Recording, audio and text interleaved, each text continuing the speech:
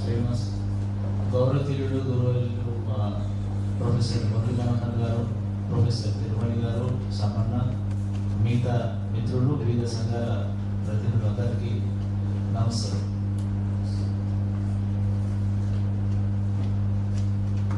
మన ఈరోజు చర్చించుకునేటువంటి అంశం 3 అంశాల మీద మనం మాట్లాడబోతున్నాం. ఒకటి 1,00,000 కోట్ల బీసీ బడ్జెట్ హామీ, బీసీ సప్లై హామీ. ఇవన్నీ కూడా కామారెడ్డి బీసీ డిక్లరేషన్ హామీలుగా మనకు గత 2 సంవత్సరాల క్రితము అసెంబ్లీ ఎన్నికల ముందు కాంగ్రెస్ పార్టీ మేనిఫెస్టో ద్వారా ఇచ్చినటువంటి హామీలు.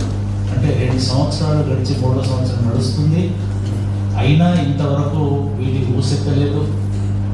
ఏదో మొక్కుదురుపుగా ఒక 3-4 వేల కోట్లను మాత్రమే ఈ 2 సంవత్సరాల్లో ఈ బీసీ బడ్జెట్లో కేటాయించడం జరిగింది. అది నిజంగా ఈ విషయం మనం చెప్పుకోవడానికి చాలా సిగ్గుచేటుగా ఉంది. ఎందుకంటే మనం అది వరకు ఉన్నటువంటి ప్రభుత్వాన్ని అధికారం నుండి తొలగించడానికి కారణము ఇటువంటి విషయాలు మనం దృష్టిలో పెట్టుకుని, అంటే బీసీలను వాళ్ళు అన్నదొరుకుతున్నారు, బీసీల బడ్జెట్ లేదు, బీసీల గురించి పట్టించుకోవట్లేదు. కాబట్టి వచ్చేటువంటి రానున్నటువంటి ప్రభుత్వం కాంగ్రెస్ ప్రభుత్వం అయినా మన బతుకులు మారుతాయి, మరి బీసీలకు మరి సప్లై కానీ బడ్జెట్లో సరైన నిధులు విధులు మరి ఇవన్నీ కూడా ఏర్పాటు చేస్తారనేటువంటి ఒక ఆశయంతో మనం ప్రభుత్వాన్ని సపోర్ట్ చేయడం జరిగింది. ప్రభుత్వం ఏర్పాటైన తర్వాత కూడా మరి ఆ దిశగా వాళ్ళు అడుగులు వేయకపోవడం, ఆలోచించకపోవడం దురదృష్టకరం.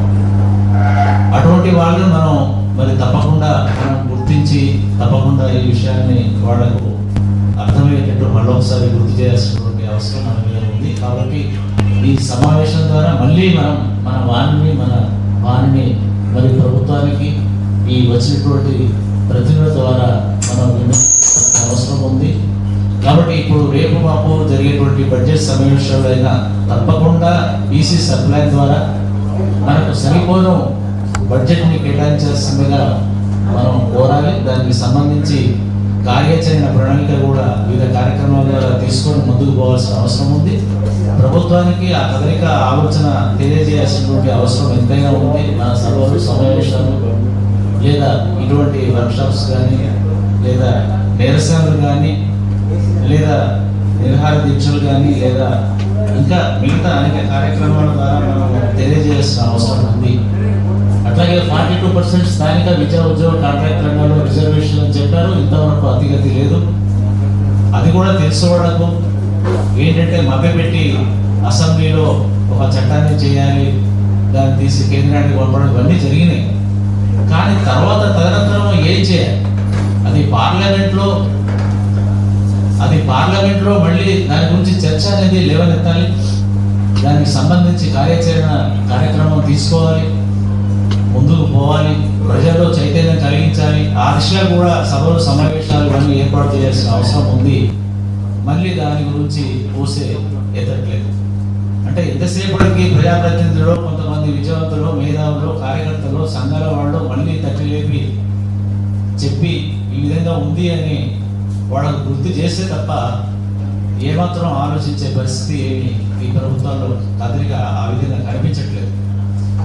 తప్పకుండా ఇప్పటికైనా మరి అసెంబ్లీ సమావేశాల్లో మళ్ళీ అన్ని పార్టీల ప్రతినిధులు తప్పకుండా ఈ విషయాల మీద ఒక తాటి మీద నడిచి ప్రభుత్వానికి మరి చెప్పాల్సిన అవసరం ఉంది.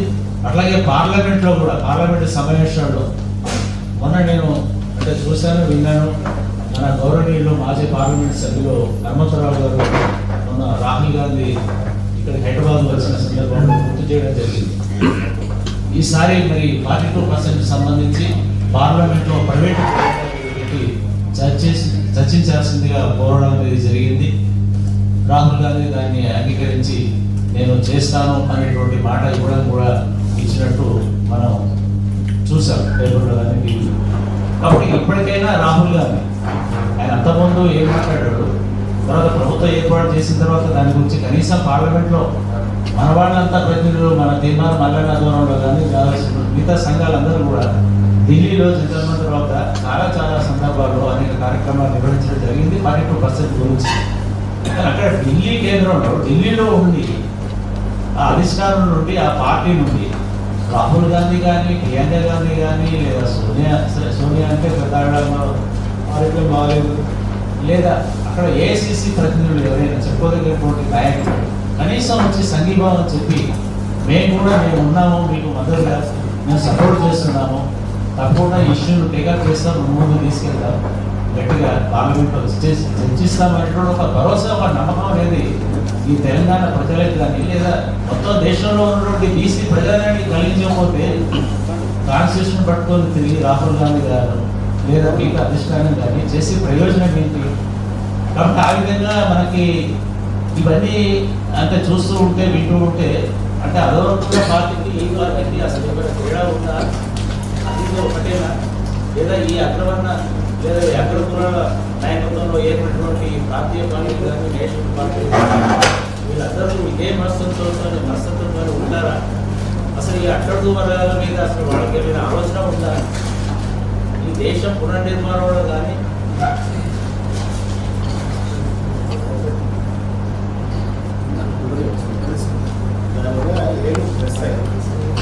ఈ దేశ పునర్నిర్మాణంలో కానీ అభివృద్ధిలో కానీ మరి ఇక్కడ ఈ దేశంలో ఉన్నటువంటి 60% పైన ఉన్నటువంటి బీసీ జనాలు వాళ్ళ యొక్క రక్తాన్ని, శ్రమను, శక్తిని ధారపోసి వాళ్ళ ఆలోచనలు ఇవన్నీ చేసి ఈ దేశాభివృద్ధిలో వాళ్ళ అవసరాలు చేసి ఇంత ఇస్తే వాళ్లకు దేశంలో ఉన్నటువంటి సంపదల్లో, వనరుల్లో, అధికారంలో, వాటాలో మనం ఏమి ఇస్తున్నాము అనేటువంటి ఆలోచన లేదు. అంటే ఒక సరైనటువంటి పాలకుడికి సమాజం మీద, సమాజంలో ఉన్న స్థితిగతుల మీద, వర్గాల మీద, ప్రజల మీద, ప్రాంతాల మీద, అన్ని విషయాల మీద ఒక సరైనటువంటి ఒక దూరదృష్టి, దృక్పథం, ఒక విశాలమైనటువంటి భావం అనేది ఉండాలి. ఈ ప్రజలంతా, ఈ వర్గాలంతా మనవాళ్ళే, వీళ్ళు మనల్ని నమ్మారు, మనకు నాయకత్వం కట్టబెట్టారు, మనం పరిపాలిస్తున్న పాలకులు, మనం ఏ విధంగా పరిపాలించాలి, మన నుండి ఆశించినటువంటి ఈ ప్రజలకి, ఈ వర్గాలకు ఏమిటువంటి ఫలితాలను మనం అందించాలి, చేయాలి, లేదా మనం ఇచ్చినటువంటి హామీలు ప్రజలు కోరుకునే కాదు, మనం ఇచ్చినటువంటి హామీలు కనీసం అపైన కూడా అమలు చేయాలి అనేటువంటి ఆలోచన రాకపోవడం నిజంగా చాలా దురదృష్టకరం. కాబట్టి ఇప్పటికైనా ఈ 42% సరే పార్లమెంట్లో ప్రైవేటు చర్చ బిల్లు ఇదొకటి, అదొక రాజకీయ ప్రక్రియ కొనసాగుతూ ఉండాలి.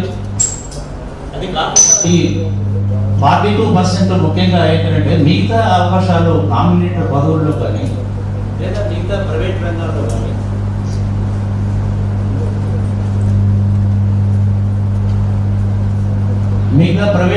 కానీ వాళ్ళు ఇవ్వదలుచుకుంటే ఇవ్వాల్సినటువంటి అవకాశాలు చాలా ఉన్నాయి. కానీ వాటిలో కూడా ఇంతవరకు అటువంటి అవకాశాలు మరి ఇవ్వని సందర్భం మనకు కనిపిస్తుంది.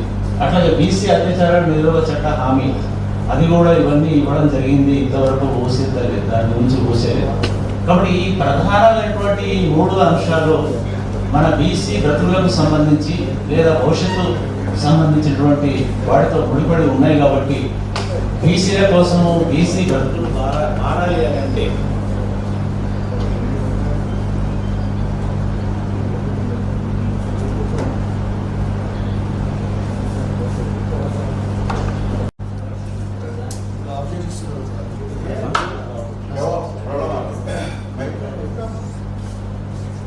హలో అంటే ఈరోజు మనము ప్రధానంగా తీసుకున్నటువంటి అంశాల పట్ల మనందరికీ ఒక సరైనటువంటి ఏకాభిప్రాయం ఉండాలి. దానికి సంబంధించి అసెంబ్లీలో ఉన్నటువంటి అన్ని పార్టీలు ఏకతాటిపై ఏకాభిప్రాయంతో మరి ప్రభుత్వాన్ని నిలదీయాల్సిన అవసరం ఉంది. వాళ్ళలో ఆ ఆలోచన కలిగించి ముందుకు పోవాలి. వాళ్ళు కూడా ఆ పార్టీలు సపోర్ట్ చేయాల్సిన అవసరం ఉంది. ఎందుకంటే ఇప్పటికే 2 years దాటిపోయింది ఈ హామీల అమలులో. మరి ఇప్పటికైనా కూడా మరి త్వరగా ఇవన్నీ కూడా అమలు చేయాల్సినటువంటి అవసరం ఉంది. కాబట్టి ఈ విధంగా మనము ఇంకా ముందు కూడా ఈ బీసీ ఉద్యమాన్ని తీసుకొని పోవాలి. ఒకటి నాకు అర్థమవుతున్నది ఏంటంటే ఇంతకాలము పెద్దలతోని మేము కూడా తిరిగి చేసి ఇవన్నీ చూసి తెలుసుకున్నది ఏంటి అంటే ఈ అగ్రకులాలు ఈ వర్గాలు ఎవరైతే ఉన్నారో అంత ఈజీగా వాళ్ళ ప్రయోజనాలనే కాదని ఈ సమాజంలో ఉన్నటువంటి అగ్రకు వర్గాలకు వాళ్ళ అధికారాన్ని పరిస్థితి ఏమీ ఉండదు. అది గతంలో జరగలేదు, భవిష్యత్తులో జరగదు, వర్తమానంలో అంతకంటే లేదు. కాబట్టి ఇవన్నీ కూడా మనం అర్థం చేసుకోవాలి. మన బ్రతుకులు మనం మార్చుకోవాలి. మన బ్రతుకు గీత మన దారి మనం చూసుకోవాల్సిన అవసరం ఉంది. మనం అర్థం చేసుకోవాలి. వివిధ పార్టీల్లో మన వాళ్ళు నిజంగా ఏ పార్టీ కూడా సజీవంగా ఉంది, నడుస్తుంది, అది ముందుకు పోతుంది అని అంటే దాంట్లో మోసే గోళీలంతా కూడా మనవాళ్ళే. ఇది అన్నీ చేసే పనులన్నీ కూడా ఫ్లెక్సీలు కట్టేవాళ్ళు కావచ్చు, మోసేవాళ్ళు కావచ్చు, రాసేవాళ్ళు కావచ్చు, తిరిగేవాళ్ళు కావచ్చు, ఈ పనులన్నీ చేసేవాళ్ళు వాళ్ళు, నాయకత్వం వహించేది వాళ్ళు. అక్కడ ఎందుకు అర్థం కావట్లేదు? ఒక్కొక్క పార్టీలో చూస్తే నిజంగా 30 సంవత్సరాలు 40 సంవత్సరాల నుండి మనవాళ్ళు కార్యకర్తగానే పనిచేస్తున్నారు. అది తెలుసుకుని ఎందుకు తెలుసుకొని బయటికి వచ్చి మనం అందరం కలిసి బలంగా ఒక నాటి మీద ఉండి ఒకే పార్టీ వేదిక ఒక నాయకుడిని ఎన్నుకొని అందరం కలిసి ఆ పార్టీని ముందుకు తీసుకెళ్ళి ఆ విధంగా ఒక కార్యాచరణ లేదా ఒక కదలిక ప్రజల్లో దీన్ని కూడా ఒక ఉద్యమంగా తెలంగాణ ఉద్యమం ఎందుకు సక్సెస్ అయింది, తెలంగాణ ఎందుకు వచ్చింది, ఎట్లా వచ్చింది అనేది ఒక మన ముందు ఉంది. ఒక ఉదాహరణ, ఒక పెద్ద ఎగ్జాంపుల్ ఉంది. లేదా ఏదైనా కూడా ఏదైనా ఒక ఉద్యమం సక్సెస్ అయింది లేదా ఏదైనా ఒకటి ఏర్పడింది ఏంటంటే తప్పకుండా ఒక ఉద్యమ నేపథ్యం అనేది ఉండాలి. దీనికి కూడా మనం ముందు ఉన్నటువంటి తెలంగాణ ఉద్యమాన్ని తీసుకొని మనం బీసీ ఉద్యమాన్ని కూడా ఆ విధంగా కొలిచి ముందుకు పోవాల్సినటువంటి అవసరం ఉంది. ఇంకా మనం దానికి సంబంధించి బీసీ సంబంధించినటువంటి భావజాల జరగాలి, రాజకీయ ప్రక్రియ ఒకవైపు జరుగుతూనే ఉండాలి. లేదా ఇంటలెక్చువల్స్, మిగతా సంఘాలు, శక్తులు, వ్యక్తులు, సమూహాలు అందరూ కూడా ఈ విధంగా బీసీ భావజాలాన్ని గ్రామ స్థాయి వరకు మనం తీసుకొని వెళ్ళాలి, నిర్మాణం చేయాలి. అన్ని వర్గాల్లో ఒక భరోసాని కల్పించాలి. అంటే బీసీలు వస్తే బీసీలలోనే కాదు, మిగతా ఓసీలలో కూడా పేదలైనటువంటి ఓసీలలో కావచ్చు, ఎస్సీ ఎస్టీ వర్గాలలో కూడా అంటే బీసీలు వస్తే మనకు చాలా మేలు జరుగుతుంది, మన వృత్తులు మారుతాయి. ఎవరు ఉన్నటువంటి ఈ అగ్రవర్ణాలు లేదా ఈ అప్పర్ కాస్ట్ పరిపాలన కంటే బీసీలు వస్తే బాగుంటుంది అనేది చాలా మంది కోరుకుంటున్నారు. నిజానికి మేధావులు కూడా ఎస్సీ ఎస్టీ మేధావులు కూడా సపోర్ట్ చేస్తున్నారు. మిమ్మల్ని మా పురస్కారాల మీద తీసుకెళ్ళి మోస్తాము, మీరు అధికారాన్ని చేపట్టండి, మీకు రాండి, మీకు మేము సపోర్ట్ చేస్తామని అంటున్నారు. అది వాళ్ళకు ఈ సందర్భంగా నేను థ్యాంక్స్, అభినందనలు కూడా చెప్తున్నాను. అంటే ఆ విధంగా మనకు అంటే అందరూ కూడా సపోర్ట్గా ఉన్నారు. ఒక అగ్న ఉన్నారు తప్ప వాళ్ళు ఉండరు. ఎందుకంటే వాళ్ళు అందరూ ఈజీగా అధికారాన్ని వదులుకోరు, వాళ్ళ ప్రయోజనాన్ని వదులుకోరు స్వచ్ఛందంగా. ఎప్పుడైతే మనము ఒక దాటి మీద వచ్చి యునైట్ అయ్యి మన వాళ్ళందరినీ కలుపుకొని ఆలోచనలోకి ముందుకు పోయి మనమే ఒక ఉద్యోగంగా మలిచి మన అధికారాన్ని మనం తెచ్చుకున్నంత వరకు వాళ్ళు ఈజీగా అధికారాన్ని మనకు ఇచ్చే ప్రసక్తే ఉండదు. కాబట్టి ఈ విషయాలన్నీ చాలా మందికి తెలుసు, అయినా ఒక్కడికి రాలేకపోతున్నారు. కావాల్సిన అవసరం ఇప్పటికైనా ఉంది. ఇప్పటికే దాదాపు చాలా సంవత్సరాలు అయింది స్వాతంత్రం వచ్చిన తర్వాత. లేదా ముఖ్యంగా తెలంగాణలో ఇప్పటికీ ఒక బీసీ ముఖ్యమంత్రి కాలేని దురదృష్టమైనటువంటి పరిస్థితి మనం చూస్తున్నాం. మనకంటే వెనుకబడిన రాష్ట్రాలైన బీహార్, ఉత్తరప్రదేశ్ లేదా మిగతా ఒరిస్సా లేదా ఇప్పటికీ మనం తమిళనాడు చూసినట్లయితే స్టాలిన్ అది గమనించలేదని విషయం. అంటే ఒక సిద్ధాంత ప్రాతిపదిక అక్కడ ఉంది. ఆ విధంగా మన తెలంగాణలో కొంత గొడవడైంది, నాయకత్వం కూడా లేకుండా అయింది. ఆ నాయకత్వం లేకపోవడానికి అనేకమైనటువంటి కారణాలు, సమైక్య రాష్ట్రం ఒక పెద్ద కారణం అయితే తర్వాత కూడా ఉద్యమాల నేపథ్యంలో లేదా లెఫ్ట్ ఐడియాలజీ అని వాళ్ళని ఇట్లా అని చాలా మందిని ఇబ్బంది గురి చేసి చాలా జరిగి మనం చూసాం. కాబట్టి ఇక్కడ మనం ఇప్పటికైనా మన మేధావులు కొంతమంది పెద్దలు ఉన్నారు, కోయిమాన సాగని తిరుపతి గారు, సినాడు లాంటి వాళ్ళు, లేదా విశ్వేశ్వరరావు లాంటి వాళ్ళు, లేదా ఇంకా చాలామంది మనవాళ్ళు ఉన్నారు. వాళ్ళ ఆలోచనని వాళ్ళ గైడెన్స్ని తీసుకొని మనం ముందు ఒక వృత్తమైనటువంటి భవిష్యత్ ప్రణాళిక కార్యాచరణ తీసుకొని మనం బీసీ వాళ్ళని ఒక ఉద్యమంగా వచ్చి తీసుకోవాల్సిన అవసరం ఉంది. తప్పకుండా చేయాలి. ఆ విధంగా చేస్తేనే రాజ్యాధికారం వస్తుందని ఆశిస్తున్నాం. సో ఈ మధ్య మన భీమాన్ మల్లన్న గారు ముఖ్యంగా యాక్టివ్గా విశ్వవిద్యాలయంలో భారతీయ యూనివర్సిటీ విజిట్ చేయడం జరిగింది. అంతకుముందు ఉస్మానియా యూనివర్సిటీ వెళ్ళారు. అట్లాగే అదే ఒక మంచి కాన్సెప్ట్ అది. అంటే భావజాల వ్యాప్తిలో భాగంగా బీసీ భావజాల వ్యాప్తిలో భాగంగా బీసీ విద్యార్థులు కానీ విశ్వవిద్యాలయంలో ఉన్న స్కాలర్స్ కానీ టీచర్స్ కానీ నా టీచర్స్ కానీ మిగతా వ్యక్తులు కానీ ఆ విధంగా ఆ సందేశం మిగతా సమాజానికి కూడా అందే విధంగా అక్కడికి వెళ్ళి వాళ్ళకు ఉన్నటువంటి అనేక సమస్యల్ని తెలుసుకొని దానికి అక్కడికక్కడే కొన్ని పరిష్కార మార్గాలను కూడా వైఎస్ఆర్సీ ద్వారా చేసినట్టు నేను చూసానని తెలిసింది నాకు. అది ఆ విధంగా చేయడము అభినందనలు తెలియజేస్తున్నాం. ఆ విధంగా విస్తృతంగా ఇంకా భవిష్యత్తులో రాష్ట్రంలో ఉన్నటువంటి అన్ని విశ్వవిద్యాలయాలు లేదా మిగతా సంస్థలు కూడా డిపార్ట్మెంట్స్ ఉన్నాయి ఇంకా చాలా. ఈ ఆర్గనైజేషన్ అందరినీ కూడగట్టుకొని ఆయా డిపార్ట్మెంట్లో కూడా విజిట్ చేసి అన్ని వర్గాల ప్రజల యొక్క సమస్యల్ని తెలుసుకొని ఆ విధంగా మీరు సమాచారాన్ని స్వీకరించి అవి ప్రభుత్వాన్ని కూడా నివేదించాల్సిన అవసరం ఉంది. అట్లాగే మీ వంతుగా తక్షణమే అక్కడ ఉన్నటువంటి అధికార యంత్రాంగంతో కూడా కొన్ని సమస్యలను పరిష్కరించినట్లయితే తప్పకుండా ఆయా వర్గాల్లో తప్పకుండా ఒక భరోసా, ఒక నమ్మకం అనేది ఏర్పడుతుంది. ఆ నమ్మకం, భరోసా, విశ్వాసంతోనే మన బీసీ వాదం అనేది ముందుకు పోతుంది ప్రబలంగా. కాబట్టి ఆ దిశగా మనము పట్టణ స్థాయి నుండి గ్రామీణ స్థాయికి ఈ యొక్క కార్యక్రమం లేదా నిర్మాణం అనేది జరగాలి. ఈ అందులో మేము కూడా మా వంతు సహాయ సహకారాలు అందిస్తాము. ఈ అవకాశం ఇచ్చినటువంటి అదృష్టానికి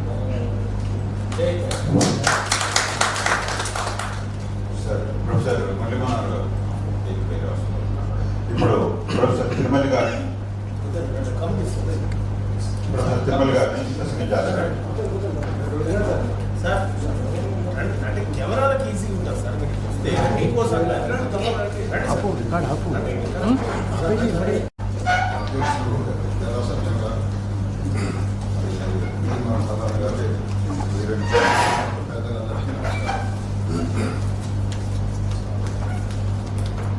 కాంగ్రెస్ పార్టీ వాళ్ళంతా వాళ్ళే పెరుగుతున్న సమస్యలు, పెరుగుతున్నటువంటి విషయాల గురించి రాజకీయ చైతన్యాన్ని మీకు 1,00,000 కోట్లు బడ్జెట్ ఇస్తాం, మీకు 40% రిజర్వేషన్ ఇస్తాం అని చెప్పడం జరిగింది. ఇవి నిజంగా చేస్తామా లేదా అనేది వాళ్ళు ఆలోచించారు. జనరల్గా రాజకీయ పార్టీలు సంపాదించడం కోసం అనుసరిస్తుంది. ఓటుతో పెంచుకుంటుంది, అధికారం వస్తుంది, కామన్ ఎప్పుడైతే ఈరోజు మన మీద అంటే బీసీ వర్గాల నుంచి ఎదిగి చదువుకుని మాట్లాడే విషయాలని మాట్లాడేటువంటి సమస్యలని ఇది తప్పు కొన్ని చెప్పే సమర్థత మనకు పెరిగింది. కాబట్టి వాళ్ళు ఇచ్చినటువంటి ప్రామిస్ ఎంతవరకు అమలు కావడం ఫాల్స్ ప్రామిస్. మమ్మల్ని మీరు మోసం చేస్తారా, మేమంత తెలివిలేని వాళ్ళం, మేము ఊరుకుంటామా, మేము మా పిల్లలు జన్మా అనే దూరంతో మన ఆత్మాభిమానానికి చాలా ఇంతకుముందు 33 ప్రామిసులు చేయొచ్చు. మనకి రోజులు కాస్త తెలివితేటలు రాజకీయ చైతన్యం వచ్చింది. కాబట్టి ఖచ్చితంగా మనం నిలబడి ఈ ఇష్యూల మీద మీరు ఎందుకు చేయరు అని అన్ని పార్టీల వాళ్ళు మరి వాళ్ళు ఇస్తున్నారు, మీరేంటి అమలు చేయడం మీరు ఎందుకు అడగరు అని అడగాల్సినటువంటి బాధ్యత మన మీద, మేధావులుగా చదువుకున్న వాళ్ళగా మన మీద అది మనం ఉపయోగించుకోవాలా. అయితే ఇంకోటి ఏంటంటే ఇలాంటి ప్రామిస్ చేయటం కామన్ మనలో మనం అనుకుంటే ఒట్టిదే మోసం చేస్తూ ఉంటారు అధికారం రావడం కోసం. ఇప్పుడు మనం ఆల్టర్నేటివ్గా చెయ్యకపోతే మీరు ఊరుకుంటామా, నేను డిమాండ్ చేస్తాం, నువ్వు చేయకపోతే మేము పొలిటికల్ ఎదుగుతాం, మేము ఆల్టర్నేటివ్ అవుతాం, మేము మా వాళ్ళతో చెప్తాం, మా జనాలతో చెప్తాం, మేము రాజకీయంగా ముందుకు వస్తాం, పొలిటికల్గా ముందుకు వస్తాం, అవసరమైతే పార్టీ పెట్టుకుంటాం, ఆల్టర్నేటివ్ క్యాండిడేట్స్ పెట్టుకుంటాం అనే పద్ధతులు మనం పోవాలి. మనం కేవలం అడిగే పద్ధతుల్లో ఉండకూడదు. మాకేదో ఇవ్వండి అయ్యా, మీరు అన్నారు కదా అయ్యా, మీకు ఇస్తారని మేము అనుకున్నాం అయ్యా అని అడగడం కాదు. మన చైతన్యవంతులు నిలబడి అడుగుతున్నాం. నువ్వు అన్నావు మమ్మల్ని మోసం చేయడానికి అన్నావు, మోసం చేయడానికి అని లేదా అది చెయ్యి, అమలు చేయి, చేయలేదు అనుకోండి మన ప్రజలకు చెప్పుకుంటాం, చూడండి ఎలా మోసం చేస్తున్నారు. ఎప్పటి నుంచో ఎలక్షన్ రాజకీయాలు మిగిలిన దగ్గర నుంచి ఏదో ఒకటి చెప్పడం చేస్తాం అని చెప్పి నన్ను మోసం చేస్తూ ఉన్నారు.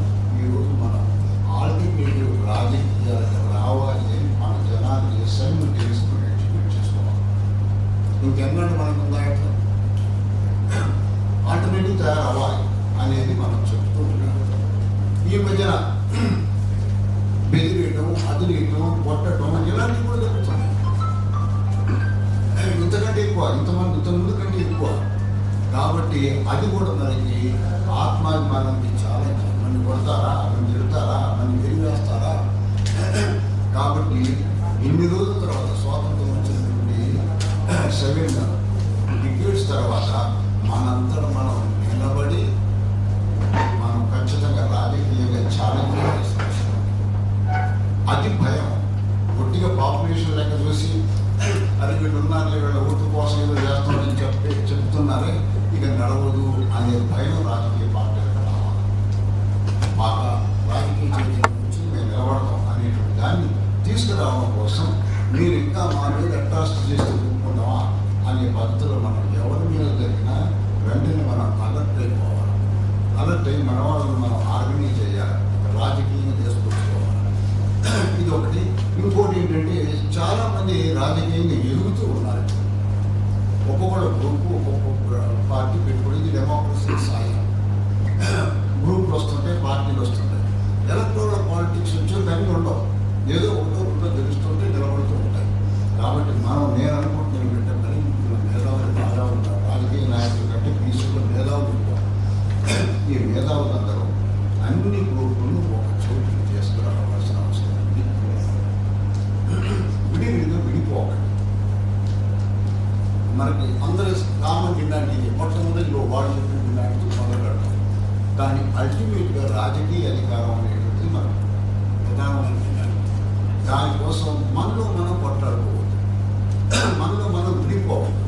ఒకవేళ ఒక పార్టీ పెట్టుకున్నా ఇంకో పార్టీ అయితే నచ్చం లేదు అనుకోండి, మనం మధ్య మార్గంలో ఒక ఫెడరేషన్ ఆఫ్ బీసీలను, బీసీ ఆర్గనైజేషన్స్, బీసీ పార్టీలను అలా పెట్టుకొని అందరినీ ఐక్యం చేసి ఒకళ్ళ మీద ఒకళ్ళు పోటీ చేయకుండా మన మీద మనం పోటీ చేయాలి. మిగతా వాళ్ళ మీద పోటీ చేసేటట్టు మనం ట్రైన్ చేసుకోవాలి, తయారు చేసుకోవాల్సిన అవసరం.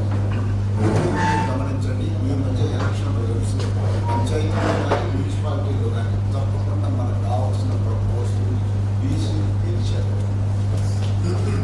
వాళ్ళందరూ వాళ్ళే గెలిచారు. మనం చెప్తే వాళ్ళు ఓటేలా వాళ్ళకి ఇక్కడ పలుపడింది. వాళ్ళు రాజకీయంగా క్వశ్చన్ చేశారు. ఇప్పుడు మీరేనా మాకుండదా అని క్వశ్చన్ చేశారు. గ్రామాల్లో ఆ చైతన్యం బ్రహ్మాండంగా వచ్చింది. ఆ చైతన్యం దగ్గరికి మనం పోవాలి, రీచ్ అవ్వాలి, వాళ్ళని మనతో కలుపుకోవాలి. ఆ చైతన్యాన్ని ఇప్పుడు కుల చైతన్యం, బీసీ చైతన్యం, దాని రాజకీయ చైతన్యంగా మనం మార్చినప్పుడే మనం అధికారంలోకి వస్తాం. మనం మాట్లాడుకున్న మన intellectuals, political ideas, cultural ideas తీసుకొని వాళ్ళ దగ్గరికి, గ్రామం దగ్గరకు వెళ్ళి వాళ్ళని ఎడ్యుకేట్ చేసి, అయ్యా మీరు ఇక్కడ చేసుకున్నారు మంచిది, కానీ స్టేట్ లెవెల్లోనే మనకు అధికారం రావాలి. అన్ని వాళ్ళ భూములు వాళ్ళ చేతిలో ఉన్నాయి, అధికారాలు వాళ్ళ చేతిలో ఉన్నాయి, ఇండస్ట్రీలు వాళ్ళ చేతిలో ఉన్నాయి, అన్ని వాళ్ళ చేతుల్లో ఉన్నాయి.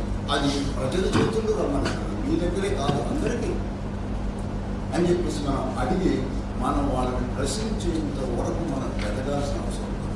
అంతవరకు మనలో మనం రాజకీయంగా కానీ కులపరంగా కానీ ఈ పొలంలో నువ్వు ఎక్కువ సీట్లు వస్తానని నీకు వాడు రావద్దు అని మాట్లాడుకోలేదు. మనలో ఎవరికి ఎబిలిటీ ఉందో, మనలో ఎవరు ప్రజలను కన్విన్స్ చేయగలరో, ఎవరి కాన్స్టిట్యున్సీలో ఏ కమ్యూనిటీ ఎక్కువ ఉందో ఆ కమ్యూనిటీని దృష్టిలో పెట్టుకుని వాళ్ళ నాయకులను అక్కడ డెవలప్ చేసుకుంటారు. అలా నాయకులు డెవలప్ చేయాలి, కాన్స్టిట్యున్సీ లెవెల్లో నాయకులు డెవలప్ చేయాలి. వాళ్ళందరూ వాళ్ళు డెవలప్ అయ్యారు మున్సిపాలిటీలో. సో రేపు రోజుల ఎలక్షన్స్లో అలా జరగదు. వాళ్ళకి అంత కెపాసిటీ వాళ్ళకి లేదు. కాన్స్టిట్యున్సీ మున్సిపల్ మనకు రేపు పోయే జిహెచ్ఎంసీ ఎలక్షన్స్ అలాంటి వాటిలో వాళ్ళు అంత ఆర్గనైజ్ అవ్వలేదు. మనం వాళ్ళని గైడ్ చేయాలి. రేపు లెజిస్లేచర్ ఎలక్షన్స్లో కూడా వాళ్ళని గైడ్ చేయాలి. మనం ఇంటర్నల్ కాన్ఫ్లిక్ట్స్ బయటకు రాకుండా అందరినీ తీసుకొచ్చేటువంటి ప్రోగ్రామ్ మనం పెట్టుకోవాలి అని చెప్పేసి నేను అనుకుంటున్నాను. ఈ డిమాండ్స్ చేయడంతో పాటు మనం రాజకీయ ఒక శక్తిగా ఎదిగేటువంటి ప్లాన్ వేసుకుంటే మంచిది అని చెప్పేసి నేను అనుకుంటున్నాను. Thank you very much.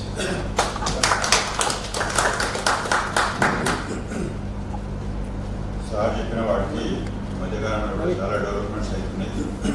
ఎంతో బ్రహ్మాండమైన లీడర్స్ ఎస్టాబ్లిష్ అయినాయి. గత ఎలక్షన్స్లో కూడా పెద్దపల్లి నుంచి 18,000 ఓట్లు తెచ్చుకున్నాము కూడా మంచి అందుబాటులో ఉంది. అదేవిధంగా 20,000 మంత్రులు మీటింగ్ పెట్టే కెపాసిటీ ఉన్న శ్రీపుర్ మల్లేష్ యాదవ్, నర్బాలో కూడా 6,000 మంది కేవలం మండలంలోనే 6,000 మంత్రులు మీటింగ్ పెట్టినటువంటి అనుభవం ఉన్న పాండ్య యాదవ్ గారు కూడా మనకు అందుబాటులో ఉన్నారు. ఈ విధంగా ఫీల్డ్లో బ్రహ్మాండమైనటువంటి చైతన్యము నాయకత్వం కూడా వస్తున్నటువంటి సమయం కాబట్టి ఆహ్వానం కూడా మనం డెవలప్ చేసుకున్నటువంటి పరిస్థితి అనేది ఒకటి. ఇప్పుడు పెద్దపల్లి నుంచి వచ్చేసినటువంటి శ్రీ ఉషా గారి సంగీతాలు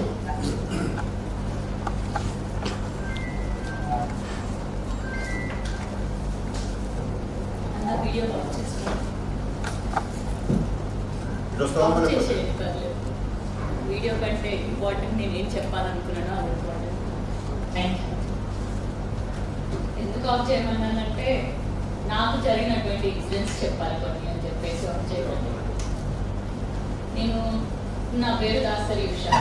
మీ అందరు నేను దీంట్లో చాలా మంది వరకు ప్రొఫెసర్స్ని ముఖ్యంగా యూట్యూబ్లలో వేయించిన వీడియోస్లలో చూశారు. కానీ నా గురించి కూడా చెప్తారు. దానివల్ల నేను ఇంత కసిగా ఉన్నాను అనేది తెలియాలి అని చెప్పి. మా అమ్మ నాన్న పద్మశాలి, అమ్మ పడ్డారు. ఎప్పుడో ఇంటర్ క్యాస్ట్ మ్యారేజ్ చేసుకున్నారు. ఊరు నుంచి వెళ్ళగొట్టి వరంగల్లో సెటిల్ అయ్యాను. దాని తర్వాత మళ్ళీ రాజకీయ కోణంలో మళ్ళీ పెద్దపల్లికి వెళ్ళింది. తర్వాత మా అక్క ఐఐటి ధన్బాద్, నేను ఐఐటి ఖరగ్పూర్, తమ్ముడే నైట్గా ఒకేలా. అమ్మ నాన్న అంత పట్టుదలతోటి కసిగా కుల వివక్షణకి గురైన కాబట్టి మమ్మల్ని ఎట్లనో ఒకట్లా మంచిగా చదివితే వీళ్ళకి రెస్పెక్ట్ వస్తుంది అని చదివించారు. మా నాన్న కూడా అంతే విధంగా బిజినెస్లో ఎదిగి ఎంత ఎదిగినానంటే కొన్ని వందల ఎకరాల భూములు ఉన్నాయి మా దగ్గర, ఆస్తి ఉంది. కానీ రీసెంట్గా నేను బిఎస్పీ 8 years బ్యాక్ జాయిన్ అయినా ప్రవీణ్ సార్తో పాటు ఆయన గైడెన్స్లో ముందుకెళ్తున్నాను. తర్వాత ఎలక్షన్స్ కంటెస్ట్ చేసిన సమ్ అమౌంట్ ఆఫ్ ఓట్స్ వచ్చినాయి అన్నట్టు. దాని తర్వాత ఎలక్షన్స్ అయిపోయిన తర్వాత ఇక్కడనే ఒక బీజేపీ, ఒక రెడ్డి సామాజిక వర్గానికి చెందినటువంటి వ్యక్తి ధీరజ్ రెడ్డి నాన్నని పిలిచి ఈయనకి కాంట్రాక్ట్, ఈయన సబ్ కాంట్రాక్టర్ మా నాన్న ఆయన దగ్గర కొన్ని లక్షల రూపాయలు చెల్లించేది దగ్గర ₹1 కోటి అనుకోండి. పిలిచిన తర్వాత బందీ చేసి రూమ్లో దాడి చేయడం జరిగింది. వెరీ రీసెంట్ 1.5 years ఎలక్షన్స్ అయిపోయిన తర్వాత నువ్వు ఎమ్మెల్యే పోటీ చేస్తే నేను భయపడాలన్నా, నీ బిడ్డ ఎమ్మెల్యేగా చేస్తే నేను భయపడతానని అనుకున్నావా? పైసలు ఇచ్చేది ఎగ్గొట్టడానికి పిలిచి మరి ఈ విధంగా దాడి చేసి చేసిన తర్వాత నేను రాజకీయంగా ఉన్నా, నాకు బలం ఉంది కావచ్చు అని అనుకున్నా. నా క్యాడర్ మొత్తం తెలిసిన వెంటనే వచ్చింది. వందలాది మంది చైతన్యపూర్ పోలీస్ స్టేషన్ బయట ఒక 200-300 మంది దాకా మొత్తం కూర్చొని మా నాన్నకి వచ్చినటువంటి బ్లడ్ మార్క్స్ ఉన్నటువంటి షర్ట్ని కూడా చూయించి మరి ఇంకా మీరు ఎఫ్ఐఆర్ కూడా పెట్టలేదు కనీసం, అసలు ధీరజ్ రెడ్డి ఏడి అని 300 మంది కూర్చుంటే, ఇది ఆఫ్టర్ 1 day. ఆ 1 day ఇన్సిడెంట్ జరిగిన తర్వాత నైట్కి జరిగితే ఒక రోజు ఆగి నెక్స్ట్ డే వెళ్ళినాం. అంటే సమయంలో 30 hours తర్వాత ఎఫ్ఐఆర్ ఫైల్ కాలేదని చెప్పేసి కూర్చుంటే, ఆ రోజు కూడా పొద్దు నుంచి రాత్రి వరకు 200 మంది కూర్చున్నాం పోలీస్ స్టేషన్ సైడ్. అప్పుడు ఏసీపీ గారు ఒకటి పంపించి ధీరజ్ రెడ్డిని రమ్మని చెప్పి రిమాండ్లోకి తీసుకుంటాము అని చెప్పి పొద్దున్న నుంచి సాయంత్రం వరకు కష్టపడితే కానీ కనీసం ఎఫ్ఐఆర్ నమోదు కాలేదు.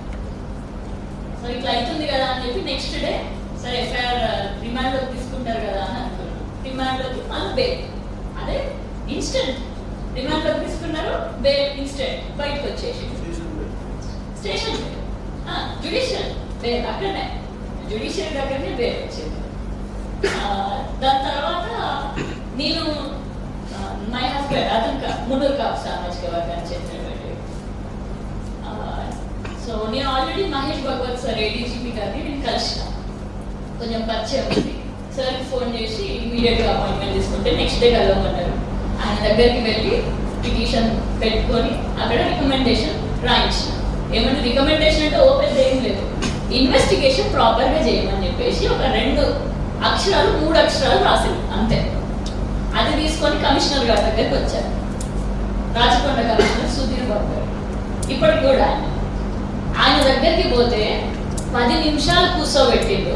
10 నిమిషాలు, ఫస్ట్ ఇనిషియల్ 10 నిమిషాలు నా ముందే ఏసీపీ గారికి ఫోన్ చేసి, నువ్వు వాళ్ళ నాన్న గురించి రికమెండేషన్ తెచ్చింది, వాళ్ళ నాన్న మీద కేసు బుక్ చేసేయండి రా. అలాంటి పరిస్థితి. ఆ 10 మినిట్స్ తర్వాత ఈమె ఏడిపించి నన్ను లాస్ట్కి ఇంకేం చేయాలో తెలియలేదు నాకు. ఏం చేయాలో తెలియక ఇంకా ఏడ్చుకుంటా కూర్చున్నా. 10 నిమిషాల తర్వాత అసలు నువ్వెవరో అని అడిగి, అప్పుడు నేను ఎవరినో చెప్పుకున్నా, ఇట్లా పోటీ చేసిన, ఇట్లా మై హస్బెండ్ సో అది ఇది అన్నీ చెప్పుకున్నా. మై టు బి హస్బెండ్ అప్పుడు, ఇప్పుడు హస్బెండ్ అన్నీ చెప్పుకున్న తర్వాత నేను ఐఐటి ఖరగ్పూర్లో చదివాను ఇలా అని చెప్పిన తర్వాత కూర్చోబెట్టుకొని గంటన్నర సేపు మంచిగా మాట్లాడడం స్టార్ట్ చేశాను. కానీ ఇప్పటికీ 1.5 year అయిపోయింది. ఆ కేసు ఏమైందంటే, మొన్న ఒక కానిస్టేబుల్ నాన్నకి ఫోన్ చేసి, సార్ రండి సార్, మీరు ఇమీడియట్గా రండి సార్, ఇమీడియట్ యాక్షన్ తీసుకుంటాం వాళ్ళ పైన. ఇమీడియట్లీ ఏం లేదు కదా, పైసల గురించి ఫోన్ చేసాడు కానిస్టేబుల్. సో ఇదొక ఇంత రాజకీయంలో ఉన్నదాన్ని, ఇంత పైసలు ఉన్నదాన్ని కూడా అయినా కూడా ఇన్ఫ్లుయెన్షియల్ పర్సనాలిటీ అయినప్పటికీ కూడా మన నా కన్నా తండ్రికి ఈ విధంగా అన్యాయం జరిగినప్పుడు ఏం చేయలేని పరిస్థితి. అప్పుడు ఎప్పటి నుంచో కసి ఉండే, నాన్నకి జరిగిన అన్యాయం నుంచే నాకు ఎప్పటి నుంచో కసి ఉండే. కానీ ఈ ఇన్సిడెంట్ తర్వాత ఆ కసి ఇంకా రెట్టింపు అయిపోయింది. ఎంత అయిందంటే, నాకు back pain, knee pain, ankle pain ఈ ఏజ్ లో నాకు వచ్చినాయి. నాకు 30 years ఉంటాయి ఇప్పుడు. ఈ ఏజ్ లో నాకు ఈ పెయిన్స్ పట్టుకుని నేను తిరుగుతూనే ఉంటాను. And what sort of activities I do అనేది అసలు ఎవ్రీ డే నేను గ్రౌండ్ లో ఉంటాను. I don't stay in Hyderabad, I stay Peddapalli. Morning 7 to 9 every day consistent గా గ్రౌండ్ లో పోతాం. 7 to 9 morning walk with youngsters, ఏదో ఒక విలేజ్. వచ్చిన తర్వాత పెళ్ళిళ్ళు, చావులు, మీటింగ్లు అనేవి కూడా మళ్ళీ సెగ్రిగేట్ చేసుకొని, నేను పద్మశాలి కమ్యూనిటీ కాబట్టి పద్మశాలి కమ్యూనిటీ మీటింగ్స్, దాన్ని ఏకం చేయడం. ఎందుకంటే అక్కడ ఓట్ బ్యాంక్ 40,000, పొలిటికల్గా గెలవడానికి community vote bank, communities pillar కనిపించదు కానీ ఫౌండేషన్ అదే ఉంటారు. పున్నూరు కాపు సామాజిక వర్గాన్ని, మై హస్బెండ్ సామాజిక వర్గాన్ని, ఆ విధంగా కమ్యూనిటీని మోటివేట్ చేసుకుంటూ, కమ్యూనిటీని ఒక కమిటీ వేసుకుంటూ, ఇప్పుడు బీసీజేఏసీ ఒక ప్లాట్ఫామ్ తీసుకున్నాను. ఎందుకంటే బీఆర్ఎస్ పార్టీలో నాకు ప్లాట్ఫామ్ ఇవ్వలేదు. రీసెంట్గా ప్రవీణ్ సార్ తోటి బీఆర్ఎస్ పార్టీలో జాయిన్ అయినా, కానీ ప్లాట్ఫామ్ ఏం లేదు. సో ఏదో ఒక ప్లాట్ఫామ్ ఉండాలనేసి బీసీజేఏసీ పెద్దపల్లి జిల్లా చైర్మన్ తీసుకున్నా. అది తీసుకోవడానికి కూడా, బీసీజేఏసీ పెద్దపల్లి జిల్లా చైర్మన్ తీసుకోవడానికి కూడా 2 రోజులు చుక్కలు కనిపించినాయి. ఇక్కడ ఎమ్మెల్యేలు, ఎక్స్ఎమ్మెల్యేలు, మినిస్టర్ల చేత ఫోన్ చేయించుడు. కృష్ణన్నకి, జాదుల కృష్ణ, శ్రీనన్నకి, ఆర్ కృష్ణన్నకి ఫోన్లు చేయించి, ఈమె ఇయ్యకండి, ఈమె ఒక పార్టీకి చెందింది, అందరూ పార్టీలో చెందిన వాళ్ళే. కానీ రెడ్లు, వెల్మాలు, బ్రాహ్మణులు, వాళ్ళు ఓసీ కమ్యూనిటీకి చెందిన వాళ్ళు బీసీజేఏసీ కూడా ఎవరికి జిల్లా చైర్మన్ ఇవ్వాలో అని చెప్పి వాళ్ళకు ఫోర్స్ చేసేది. But I'm very glad, I'm very happy that 2 days అంత కష్టపడ్డ తర్వాత హైదరాబాద్కి అప్ అండ్ డౌన్ 4 times వెళ్ళి వచ్చాను కావచ్చు. ఆ 2 days నాకు చైర్మన్, బీసీజేఏసీ చైర్మన్ తీసుకోవడానికి వెళ్ళి వచ్చిన తర్వాత. But I'm very happy that finally ఆర్ కృష్ణన్న గారు నాకు ఇవ్వడం జరిగింది. అంటే జాజుల సీనన్న దగ్గర కూడా ఇంకొక రాజకీయంగా డివైడ్ చేయాలని వెళ్ళడానికి చెప్పినప్పుడు, లేదు ఆల్రెడీ డిక్లేర్ చేసినప్పుడు ఇంకొకరిని పెట్టము అని చెప్పి జస్ట్ ఈ విధంగా నాకు ఒక ప్రోత్సాహం ఇచ్చినప్పుడు నాకు ఇచ్చిన ఉత్సాహమే వేరు. ఎంత ఉత్సాహం వచ్చింది అని అంటే, బీసీజేఏసీ కమిటీని ఇమీడియట్ గా ఒక 1 week లో 70 members తోటి అక్కడ లోకల్ గా బీసీజేఏసీ పెద్దపల్లి జిల్లా కమిటీ చేసిన. అందరూ సామాజిక వర్గాన్ని అన్నింటినీ కలుపుకోరు. మేము చేసే యాక్టివిటీస్ కూడా ఇప్పుడు నల్గొండలో జరిగిన ఇన్సిడెంట్ కానివ్వండి, నాగర్కర్నూలులో జరిగినటువంటి రీసెంట్ అరాచకాలు, దానికి ఒక పిలుపునిస్తే మొన్న రీసెంట్ గా 2 నెలల అమ్మాయి చనిపోయినప్పుడు, బాలిక చనిపోయినప్పుడు 300 members క్యాండిల్ ర్యాలీ చేశారు. రూరల్ ప్రాంతంలో పెద్దపల్లి టౌన్లో 300 మెంబర్స్. లాస్ట్ టైం రజక సామాజిక వర్గంతో చేసింది, ఈసారి పోయినసారి విశ్వకర్మలతో చేసిన. సో ఈ విధంగా యాక్టివిటీస్ అనేది ఎంతో చేస్తున్నాం. కానీ మళ్ళీ రాజకీయానికి వచ్చేసరికి ఇప్పుడు రాజకీయాలు ఏమని చెప్పమంటారు? ఇప్పుడు కాంగ్రెస్ పార్టీలో యశస్వి రెడ్డి ఉంది, కరెక్ట్ 2 నెలలు, 1 నెల ముందు కావచ్చు. I don't think she knows with how many villages are present in her constituency. ఎన్ని జిల్లాలు ఉన్నాయో కూడా తెలంగాణలో తెలుసో తెలీదు అని నాకు డౌట్. ప్రజలు ఏ బాధలు పడుతున్నారో అని తెలుసా తెలియదా? అసలు వాళ్ళ కాన్స్టిట్యుయెన్సీలోనే వాళ్ళ ఊర్లోనే ఎన్ని బాధలు ఉన్నాయో తెలుసా తెలియదా అని నాకు డౌట్. కానీ అట్లాంటి పారాషూట్గా వచ్చి 1 నెల రోజులల్లా ఎమ్మెల్యే అవ్వగలిగింది. టికెట్ తెచ్చుకోవడం అయింది, విన్ అవ్వడం కూడా జరిగింది. ఎందుకంటే వాళ్ళకి అంత ఆస్తుంది, అందరినీ కొనిపడేసేయచ్చు. నాకుంది ఆస్తి, ఇక్కడ అందరినీ కొనిపడేసే అంటుందా, గుట్టంతుందా? వాళ్ళ అత్తమ్మకేమో ఐలాండ్ ఉందా? కానీ మనకు అంత లేదు. సో రాజకీయంగానే ఫైనల్ ఏ సాధించాలన్నా రాజకీయంగానే అని నాకు తెలుసు. ఫైనల్ ఇవన్నీ కూడా సాధించాలన్నా మళ్ళీ రాజకీయంతో సాధ్యమవుతుంది. కాబట్టి నేను ఖచ్చితంగా ఎమ్మెల్యే కావాలి అని చెప్పేసి బీఆర్ఎస్ పార్టీ నేను ఎంచుకున్నది. పార్టీకి నేను తల వంచా, లేకపోతే పార్టీ చెప్పినట్టు నేను వింటాను అని చెప్పడానికి పార్టీని ఉపయోగించుకొని అని అంట. అది కేవలం నేను మాత్రమే కాదు, రెడ్లు కూడా చేసేది అదే, దొరలు కూడా చేసేది అదే. ఈ పార్టీకి వస్తే మనం చూడలేదు. ఇప్పుడు బీఆర్ఎస్ పార్టీ అయిపోయిన కాంగ్రెస్ పార్టీ వచ్చిన వెంటనే చేంజ్ ఇమీడియట్గా చేంజ్ చేసేసి. ఎందుకంటే ఆపర్చునిటీస్ ఉన్నాయి, ఆపర్చునిటీస్ కోసం వాళ్ళు పార్టీలను ఉపయోగించుకుంటున్నారు. సో వై నాట్ వి అన్న అసలు తిరుమల వల్ల ఒక పార్టీ పెట్టినప్పుడు ఇమీడియట్గా బాగా క్రేజీ, అసలు బీసీల కోసం పార్టీ పెట్టిండు, నేను కూడా పోవాలి ఒక రోజు అని అనుకుంటా. కానీ ఇప్పుడు పోయే ఛాన్స్ ఉందా? లేదు. ఎందుకు? ఏదైనా మళ్ళీ ఒక రిస్క్ తీసుకోవాలనుకోలేదు. నా లోపల థాట్స్ నిర్మోహమాటంగా చెప్తున్నాను. ఎందుకంటే ఇక్కడ అందరూ కూడా బీసీలకు సపోర్ట్ చేసే నాయకులే. ఇంటర్స్ పార్టీ అయిపోయింది, కాంగ్రెస్ పార్టీ వచ్చిన వెంటనే నేను మాత్రమే కాదు, రెడ్లు కూడా చేసేది అదే, దొరలు కూడా చేసేది అదే. ఈ పార్టీకి వస్తే మనం చూడలేదు. ఇప్పుడు బీఆర్ఎస్ పార్టీ అయిపోయింది, కాంగ్రెస్ పార్టీ వచ్చిన వెంటనే చేంజ్ ఇమీడియట్గా చేంజ్ చేసేసి. ఎందుకంటే ఆపర్చునిటీస్ ఉన్నాయి, ఆపర్చునిటీస్ కోసం వాళ్ళు పార్టీలను ఉపయోగించుకుంటున్నారు. సో వై నాట్ వి అన్న అసలు తిరుమల వల్ల ఒక పార్టీ పెట్టినప్పుడు ఇమీడియట్గా బాగా క్రేజీ, అసలు బీసీల కోసం పార్టీ పెట్టిండు, నేను కూడా పోవాలి ఒక రోజు అని అనుకుంటా. కానీ ఇప్పుడు పోయే ఛాన్స్ ఉందా? లేదు. ఎందుకు? ఏదైనా మళ్ళీ ఒక రిస్క్ తీసుకోవాలనుకోలేదు. నా లోపల థాట్స్ నిర్మోహమాటంగా చెప్తున్నాను. ఎందుకంటే ఇక్కడ అందరూ కూడా బీసీలకు సపోర్ట్ చేసే నాయకులే. ఇంటర్నల్గా మీకు కూడా అన్ని తెలుసు.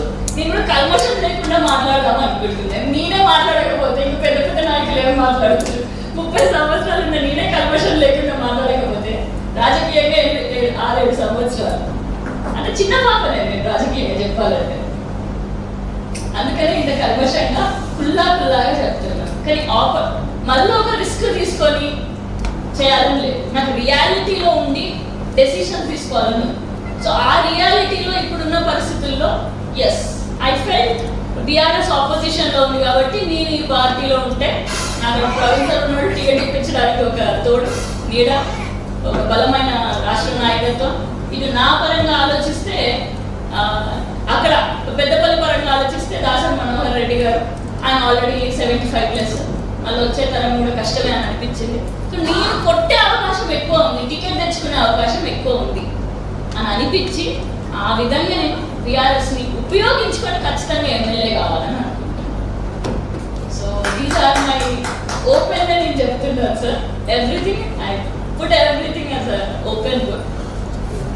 సో మీరందరూ కూడా నాకేమన్నా సజెషన్స్ ఇవ్వాలన్నా ఏదున్నా కూడా ఓపెన్గా చెప్పాలని కోరుకుంటూ, and very thank you for calling me to this meeting.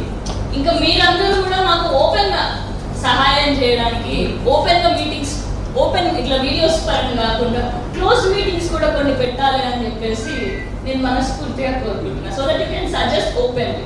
ఎంత క్లోజ్డ్గా ఉంటే మీటింగ్ అంత ఓపెన్గా ఉంటుంది. ఇప్పుడు చెప్పినటువంటి ముచ్చట్లు నేను ఎక్కడ చెప్పలేదు. మా నాన్నతో కొన్ని విషయాలు చెప్పలేదు. I want to forget few things. Don't want to relieve few things. So ఇట్లాంటి మీటింగ్స్ ఇంకా పెడతారు అని చెప్పేసి కోరుకుంటూ thank you for giving me this opportunity. చాలా పోరాటాలు చేసి ఈ స్థాయికి రావడం జరిగింది అన్నది చాలా స్పష్టంగా మనం గుర్తించింది. ఒక స్టేజ్ నుంచి ఇంకో స్టేజ్కి రావడానికి బీసీలు, అందులో ప్రధానంగా ఒక మహిళ ఎన్ని కష్ట నష్టాలకు గురి కావాల్సి వస్తుందో అన్న విషయం కూడా మనకు తెలిసింది. తర్వాత ఎంచుకున్న మార్గం గురించి నేను ఒక ప్రశ్న వస్తుంది. ఉషా గారికి గుర్తుందో లేదో నాకు తెలియదు, ఎన్నికల ముందు వాళ్ళ ఇంటికి వాళ్ళ ఫాదరు తన వస్తుంది. తను చాలా వర్క్ చేస్తుంది ఆ కాన్స్టిట్యున్సీ, ట్రెమెండస్. ఓకే, నార్మల్గా గెలవాలి ఎవరైనా, కానీ జరిగింది ఏంటి ఆ తర్వాత? అయితే నిన్నప్పుడు మేము యాక్చువల్గా ఏం చెప్పామంటే ఇది ప్రాపర్ పార్టీ కాదు అని చాలా నిర్మోహమాటంగా చెప్పాము. ప్రాపర్ పార్టీని ఎంచుకొని ఎన్నికల్లో నిలబెడితే బాగుంటుందని చెప్పాను. సరే, ఆల్రెడీ దాంట్లో మునిగిపోయింది, అప్పుడు చెప్పడం తప్పే, బట్ తర్వాత జరిగింది అదే. ఇప్పుడు కూడా నా ప్రశ్న ఏంటంటే, సాంప్రదాయ రాజకీయాల ద్వారా బీసీలు రాజ్యాధికారంలోకి రావడం చాలా కష్టం. సాంప్రదాయ రాజకీయాల ద్వారా సాంప్రదాయ పార్టీలలో టికెట్లు తెచ్చుకోవడానికే చాలా కష్టపడాలి అన్నది చెప్తున్నారు అందరూ. టికెట్లు రావడమే కష్టం. ఉన్న పార్టీలలో టికెట్లు తెచ్చుకోవడానికి ఒక యుద్ధం చేయాలి. ఆ యుద్ధంలో ఎంతో ఖర్చు పెట్టాల్సింటారు. వాటిని ఇగ్నోర్ చేస్తున్నాం. సరే, మీరు పెట్టగలుగుతారు కావచ్చు, పెడతారు కావచ్చు, కానీ యుద్ధం చేయాలి. ఆ యుద్ధం తర్వాత గెలుపు ఏమవుతుందో, టికెట్ వస్తుందో రాదో తెలియదు, బట్ ఎష్యూరెన్స్ అనేది దానికి ఉంది కాబట్టి. అయితే సాంప్రదాయ రాజకీయాల ద్వారా అధికారంలోకి రావడం ఇప్పుడున్న పరిస్థితుల్లో సాధ్యమా? నేను చెప్పేది ఏంటంటే, ఆల్టర్నేటివ్ పాలిటిక్స్ అనేది ఇప్పుడు చాలా అవసరం. సాంప్రదాయ రాజకీయాలు, సాంప్రదాయ ఓటింగు, సాంప్రదాయంగా సమావేశాలు నిర్వహించి ఓట్లు రాబట్టుకోవడం, మన టాలెంట్ను ప్రదర్శించి ఓట్లు రాబట్టుకోవడం, ఇదంతా సాంప్రదాయ పద్ధతులే ఇవన్నీ కూడా. కాబట్టి ఆల్టర్నేటివ్ రాజకీయాలు అనేవి చాలా ఇంపార్టెంట్ అని నేను నమ్ముతున్నాను. ఎందుకంటే మేము చేసిన రీసెర్చ్ కూడా అది చెప్తున్నాం. కాబట్టి ఆల్టర్నేటివ్ పాలిటిక్స్ ద్వారా మనం ఒక కొత్త ఒరవడిని సృష్టించి ప్రజలతో మమేకమై ప్రజా ఉద్యమాల ద్వారా రాజ్యాధికారంలోకి రావడానికి ఆపర్చునిటీస్ చాలా ఉన్నాయి. మనం ఇంతవరకు ఎక్స్ప్లోర్ చేయలేదు. ఎక్కడ తెలంగాణలో, ఆంధ్రప్రదేశ్లో, తెలుగు రాష్ట్రాలలో ఈ ఎక్స్ప్లోరేషన్ అనేది జరగలేదు. బీసీలు లేదా బీసీ, ఎస్సీ, ఎస్టీ మైనారిటీలు సమైక్యంగా ఆల్టర్నేటివ్ రాజకీయాల ద్వారా సాంప్రదాయ రాజకీయాలకు భిన్నంగా మనం కనుక ఒక ఉద్యమ రూపంలో రాజకీయ మనం ప్రవేశం చేసినట్లయితే డెఫినెట్గా మార్పు అనేది వస్తుంది అని నా పర్సనల్ ఉద్దేశం. కాబట్టి ఈ ప్రశ్నకు ఉషా గారు సమాధానం చెప్పాలి. తర్వాత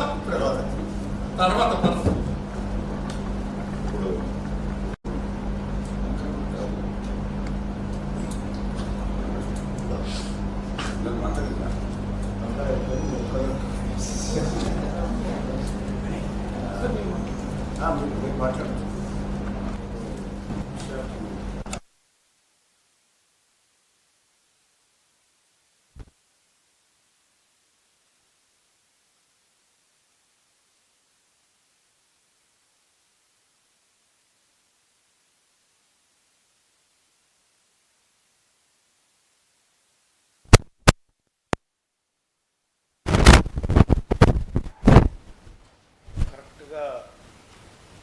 ఇంకొక 3 సంవత్సరాలు తర్వాత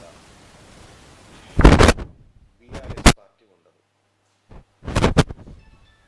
మోర్ ఓవర్ నీకు టికెట్ ఉండదు. ఎందుకంటే మనం పాలిటిక్స్ని అబ్జర్వ్ చేస్తున్న వాళ్ళుగా చెప్తా ఉన్నా, నీవు ఏ కొమ్మ మీద వాలి కొమ్మను నమ్ముకోకు, నీ రెక్కలను నమ్ముకొని పనిచేసుకో. అక్కడ నా సూచన.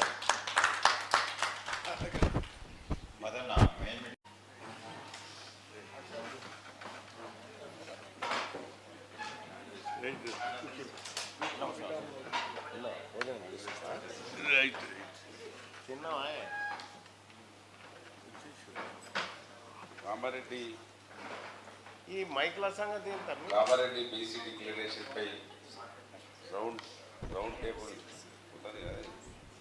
రౌండ్ టేబుల్ సమావేశానికి అధ్యక్షత వహిస్తున్న పదే పదే పోతుంది.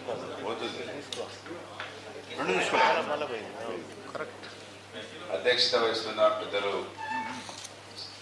ఎర్ర సత్యనారాయణ గారు, కార్యక్రమంలో పాల్గొంటున్న ప్రతి ఒక్కరికి బీసీ డిక్లరేషన్ని ఏ విధంగా అమలు చేయించడానికి ఈ కార్యాచరణ అనుకుంటా నేను మీరు ఇంట్రడక్షన్కి చెప్పినప్పుడు లేదు.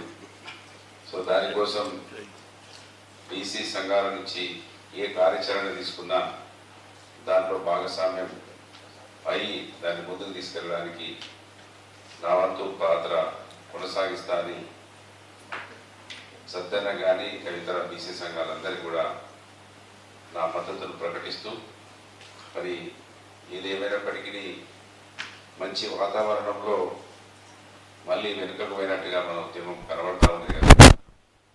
చాలా గొప్పగా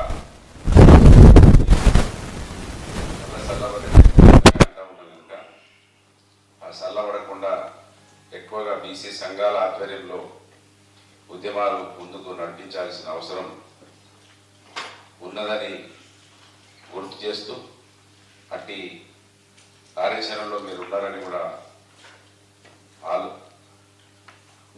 మీకు తెలియజేస్తూ, ఇదే విధంగా ముందుకు నడవాలని ఆకాంక్షిస్తూ, సద్దన్న ఉద్యమాన్ని ఏ విధంగా ముందుకు తీసుకెళ్తారో వారు అట్టి విషయాన్ని ప్రకటిస్తే దాంట్లో భాగస్వామ్యం అవుతుందని మంత్రి నుంచి బీసీ బిడ్డగా మీకు విన్నవిస్తా ఉన్నాను. ధన్యవాదాలు.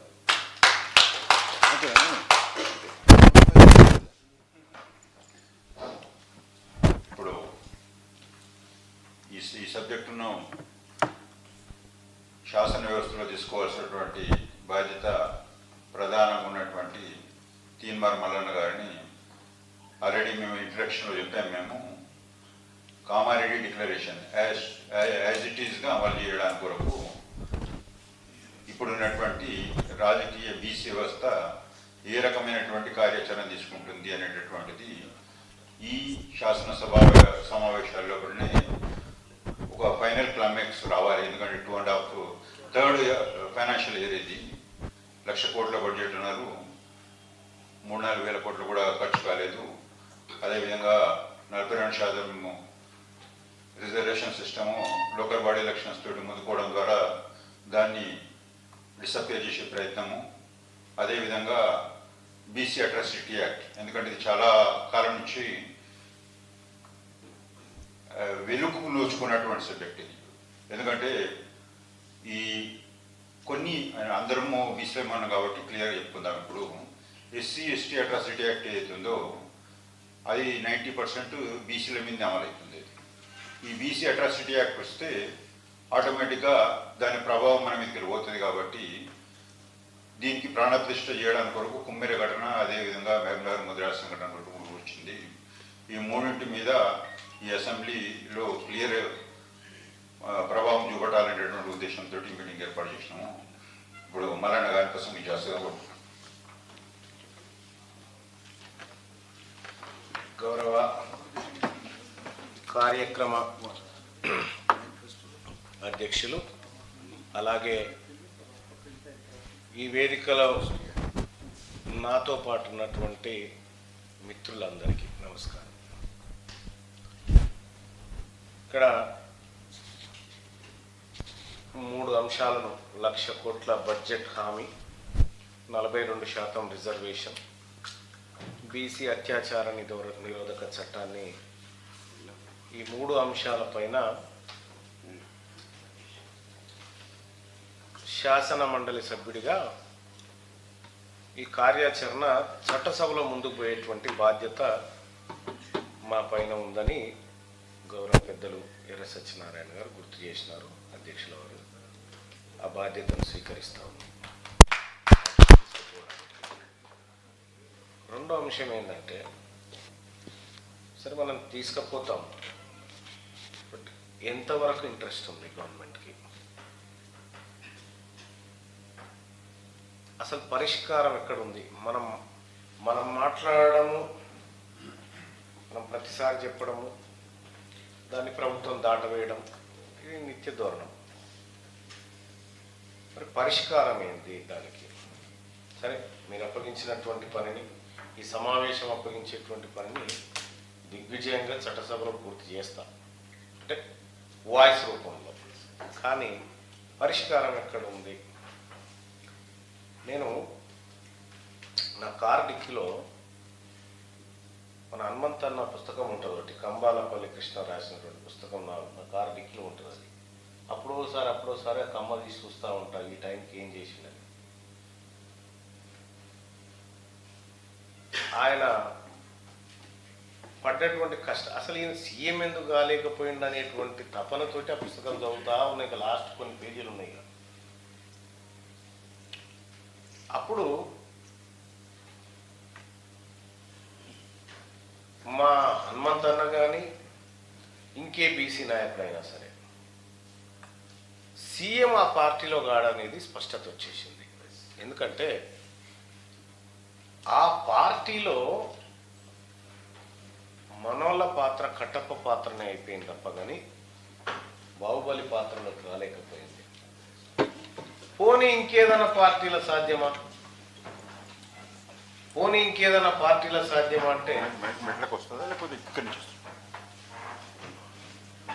స్టెప్ వస్తుందా? రండి, స్టెప్ రాకపోతే ఇక్కడి నుంచి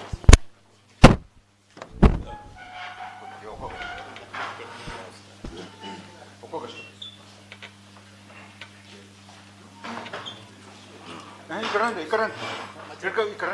ఇక్కడ ఇట్రా.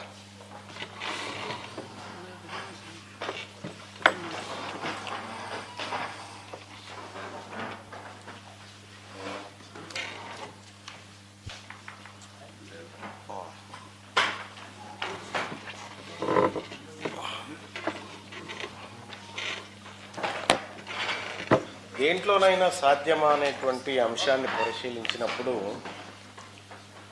అసలు ఇప్పుడున్నటువంటి పరిస్థితుల్లో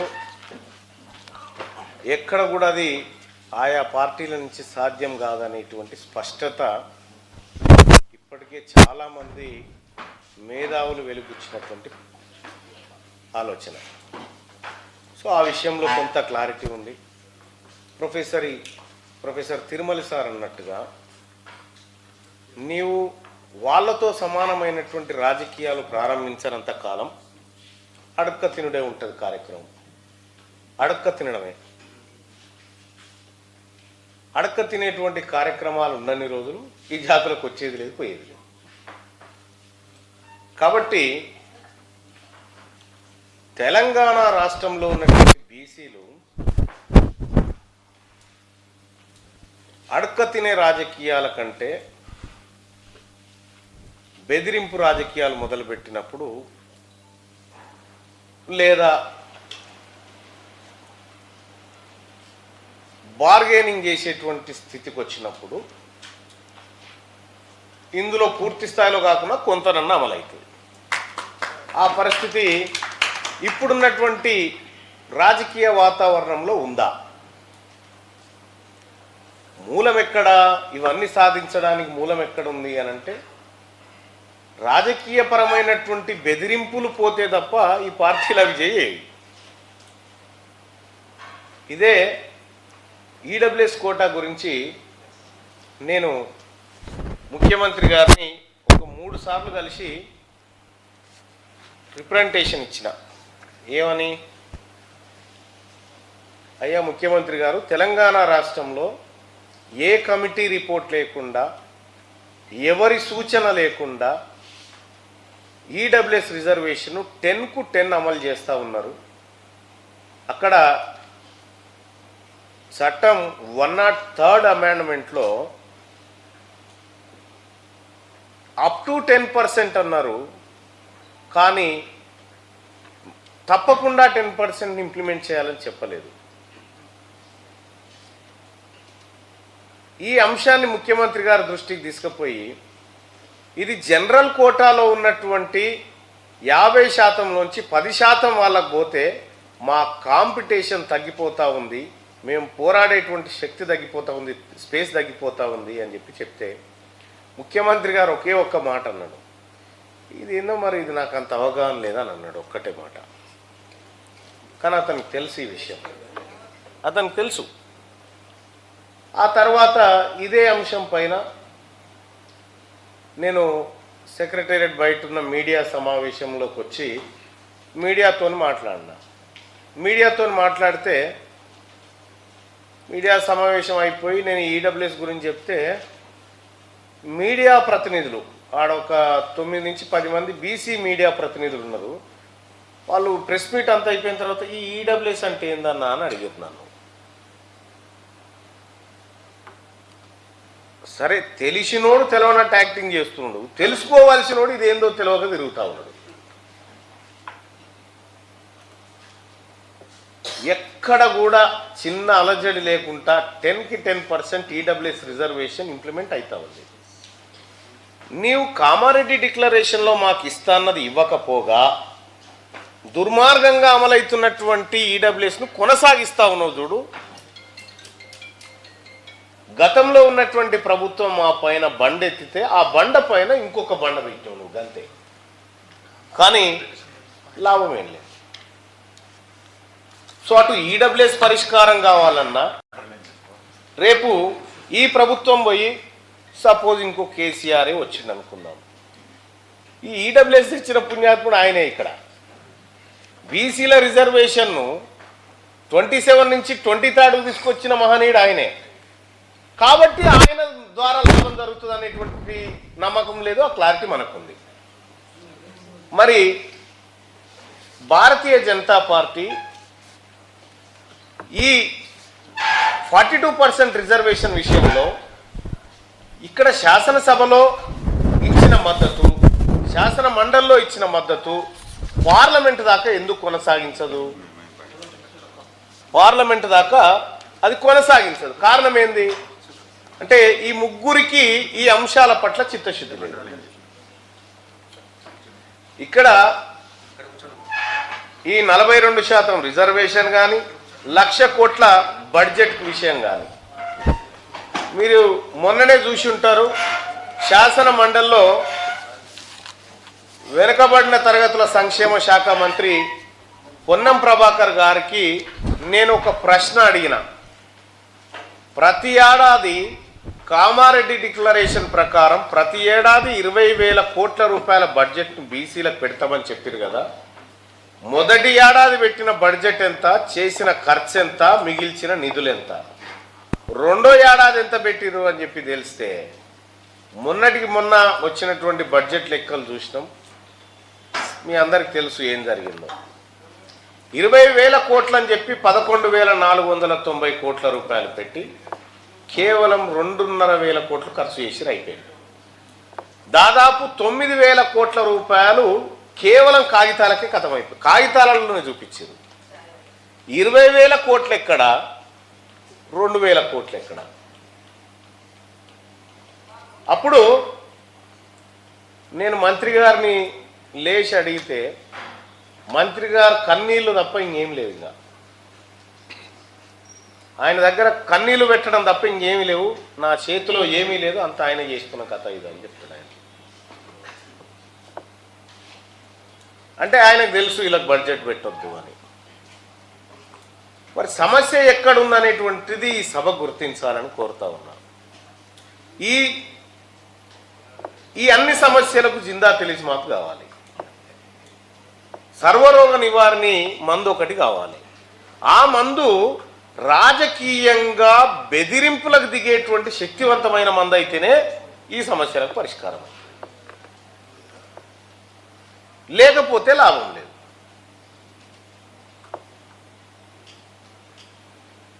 ఏమైతుంది ఫైనల్గా? మన పెద్దలు ఉన్నారు చాలామంది, దత్తాత్రేయ గారు కానీ హనుమంతన్న కానీ వీళ్ళందరూ ఉన్నారు. వాళ్ళ జీవితంలో వాళ్ళకి ఇంకా ఆశ ఉందో ఏమో నాకు తెలియదు. బీసీ మన రాజ్యం వస్తుంది, మన వర్గాలు అధికారంలోకి వస్తే అని ఉన్నదో లేదో నాకు తెలియదు. కానీ వాళ్ళ సుదీర్ఘ రాజకీయ జీవితంలో, వాళ్ళ సుదీర్ఘ రాజకీయ అనుభవంలో ఎన్ని దక్కమొక్కలు తిని ఉంటారు వాళ్ళ దగ్గర, ఎన్ని అవమానాలకు గురై ఉంటారు వాళ్ళ దగ్గర. కాబట్టి ఇక దక్కా మొక్కలు తినడానికి, అవమానాలు భరించడానికి మా తరం సిద్ధంగా లేదు, మా తరం అయితే సిద్ధంగా లేదు. కాబట్టి నేను ఒకటి ఏం చెప్తా ఉన్నానంటే, ఇక్కడ మనం మాట్లాడుకొని ఎవరి గుడారంలోకి వాళ్ళు వెళ్ళిపోయి, సీనన్న టీఆర్ఎస్లోకి పోయి, దత్తన్న బీజేపీలోకి పోయి, అన్న కాంగ్రెస్లోకి పోయి, నేను ఇంకో దాంట్లోకి పోయి, ఎక్కడోడు అక్కడ వెళ్ళిపోయిన తర్వాత అయిపోయిందా బిడ్డ మంచిగా అయిందా మీటింగ్ అని వాళ్ళు మనకు చెప్తా ఉంటే, చాలా బాగా అయింది సార్ అని చెప్తా ఉంటే మంచిదని ఊరుకుంటారు అంతే. కానీ మనము గుడారాలను నమ్ముకొని బతుకుతా ఉన్నాం కాబట్టి పరిస్థితి ఇది. అందుకోసమే నేను నమ్మినటువంటి అంశం ఏంటంటే, పొలిటికల్ పవరు డిస్టర్బెన్స్ చేయకుండా ఇవి రావు. ఇందులో ఏ ఒక్కటి సాధించలేము. ఈ డిస్టర్బెన్స్ చేయడం కోసం, పొలిటికల్ పవర్ డిస్టర్బెన్స్ చేయడం కోసం మనం బీసీలమంతా ప్రయత్నం చేయాలి. మీరన్నారు ఇవన్నిటి గురించి మనం సభలో లేవనెత్తాలని చెప్తా ఉన్నాం. తెలంగాణ రాష్ట్రంలో వి హనుమంతరావు అన్న పుస్తకం చదివిన తర్వాత, ఆయన పుస్తకం నా కారులో డిక్లో ఇంకో కొన్ని పేజీలు ఉన్నాయని అలా పెట్టుకుని ఎప్పుడు చదువుదామని, బీసీల గురించి తపన పడ్డేటువంటి ఆయన ప్రయత్నము, ఆయన చేసిన ప్రయత్నాన్ని రెడ్లు ఏ రకంగా ఆయనని నిట్ట నిలువున అణిచివేసిర్రో ఆ పుస్తకం చదివిన తర్వాత ఒక పౌరుషం వస్తుంది. అది చదివితే అవకాశం ఉంటే రివెంజ్ తీర్చుకోవాలరా అనే కోపం వస్తూ ఉంటుంది. మరి నేను వాళ్ళ గుడారంలో ఉంటే ఆ రివెంజ్ కుదరదు అది. కాబట్టి గుడారం కొత్త గుడారం వేసింది దానికోసమే. సో ఏదేమైనప్పటికీ మనందరం దీనిపైన సుదీర్ఘంగా చర్చించుకుంటున్నాం. మేధావి వర్గం తర్కిస్తూ ఉంది, ప్రతి అంశాన్ని మన ముందు పెడతా ఉంది. సత్యమన్నకు చెప్తా ఉన్నా, అన్న మీరు మాకు అప్పచెప్పినటువంటి బాధ్యత ఇది. దీంతో పాటు ఇంకా ఏ బాధ్యత ఇచ్చినా కూడా శాసన పరిషత్ సభ్యుడిగా నేను నా వంతు కార్యక్రమాన్ని నిర్వర్తిస్తా.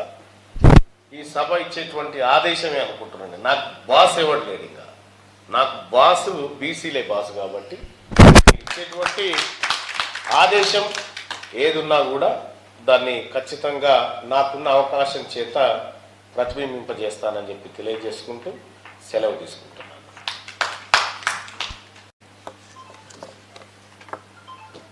సుదీర్ఘ రాజకీయాల్లో ఉండి ఈ రాష్ట్రంలో కూడా సీనియర్ మోస్ట్ నాయకులు 1978లోనే యూత్ కాంగ్రెస్ అధ్యక్షుడు, అదేవిధంగా మాజీ మంత్రి శ్రీ వి హనుమంతరావు గారిని ప్రసంగించాల్సిన సభకు నమస్కారం. రౌండ్ టేబుల్ కాన్ఫరెన్స్ కండక్ట్ చేస్తున్న ఎర్ర సత్యనారాయణ గారికి, అదేవిధంగా మాజీ మంత్రివర్యులు, మాజీ గవర్నర్ అయినటువంటి దత్తన్న గారికి, అదేవిధంగా మా తీన్మార్ మల్లన్న గారికి, చాలామంది మిత్రులు ఉన్నారు. అందరికీ పేరు పేరున నా హృదయపూర్వక ధన్యవాదాలు. ఇవాళ ఎర్ర సత్యనారాయణ గారు ఏదైతే అధ్యక్షతలో 3 పాయింట్స్ ఉన్నాయో, ఒకటి ఏది మన బడ్జెట్లో జనాభా ప్రాతిపదికంగా మన బడ్జెట్ పెంచాలి ఒకటి. 2 ఇవాళ మనకు జరుగుతున్నటువంటి ఏదైతే ఎస్సీ ఎస్టీలకు ఏ విధంగానైతే అట్రాసిటీస్ కేసు పెడుతున్నారో దాన్ని కూడా బీసీలకు కూడా న్యాయం జరగాలంటే కొన్ని సంఘటనలు జరిగినాయి, నా దృష్టిలో వచ్చింది. అది ఖమ్మంలో జరిగింది, ఇంకో దగ్గర జరిగింది. మన మీద జరుగుతున్నటువంటి అఘాయిత్యం మీద పోలీసు వాళ్ళు కూడా నిమ్మకు నీరెత్తినట్టు చూస్తున్నారు. కాబట్టి ఈ ఎస్సీ ఎస్టీ చట్ట ప్రకారం బీసీలకు కూడా చట్టం రావాలనేది 2వ పాయింట్. ఇక మూడో పాయింట్ వస్తే వరకు ఏమంటున్నారంటే తప్పనిసరిగా మన బడ్జెట్ పెంచాలి. నేను గతంలో కొన్ని విషయాలు చెప్పి గతంలో ఏం జరిగింది కూడా చెప్తాను. నేను ఏమంటే ఈ కామారెడ్డి సమావేశం కావడానికి ఎప్పుడైతే రాహుల్ గాంధీ గారు కన్యాకుమారి నుంచి కశ్మీర్ వరకు నడిచిన తర్వాత ఆయనకు ఒక మంచి ఆలోచన ఉంది. నేను కేవలం ఎస్సీలకే ఎస్టీలకే అన్యాయం కాదు, బీసీలకు కూడా అన్యాయం జరుగుతుందని కనిపెట్టి we come to the power will conduct caste wise census, జితినా హిస్సేదారి ఉతి భాగీదారి అన్నాడు. దాని తర్వాతనే ఇవాళ 42% ఇచ్చినా దానికంటే ఎక్కువ ఏది వాళ్ళు ఎంత తక్కువ ఇచ్చినా ప్రజల్లో మార్పు వచ్చిందా. ఇది ఇవాళ సర్కార్ రావడానికి ముఖ్య ఉద్దేశం. బీసీలు అందరూ కూడా వీళ్ళు వాళ్ళు చూడలే ఎవరు నిలబడ్డారే మనం ఈసారి కాంగ్రెస్కి వేయాలని వేయడం జరగని సర్కారు వచ్చింది. ఈ 3 పాయింట్ల మీద డిస్కషన్లో నేను ఒకటి అడుగుతున్నా. నేనేమంటున్నా అంటే ఈడబ్ల్యూఎస్ ఏదైతే పెట్టినో 10% అది నరేంద్ర మోడీ గారు పెడితే అందరం సపోర్ట్ చేసినాం. మనకు 27% అరే వాళ్ళకు కూడా ఏది అగ్రకులాలలో పేదవాళ్ళు ఉన్నారని మనం ఎక్కడ కూడా ఆటంకం చేయలే, పాస్ అయింది. కానీ మాకు ఈనాడు 42% ఇయ్యంగానే కొందరు కోర్టుకు పోవడం ఆపడం ప్రయత్నం చేశారు. అదైనా ఆర్డినెన్స్ తీసాం. ఆర్డినెన్స్ తర్వాత గవర్నర్ పంపిస్తే అది కోల్డ్ స్టోరేజ్లో పోయింది. ఆ తర్వాత ఇక విధి లేని పరిస్థితులు ఎందుకు కేంద్ర ప్రభుత్వం ఎన్నికలు పెడితేనే ఏది కేంద్ర ప్రభుత్వం ఇచ్చే నిధులు ఉన్నాయనే ఉద్దేశంతో పెట్టడం జరిగింది. దాని తర్వాత ఢిల్లీకి కూడా వెళ్ళినాం.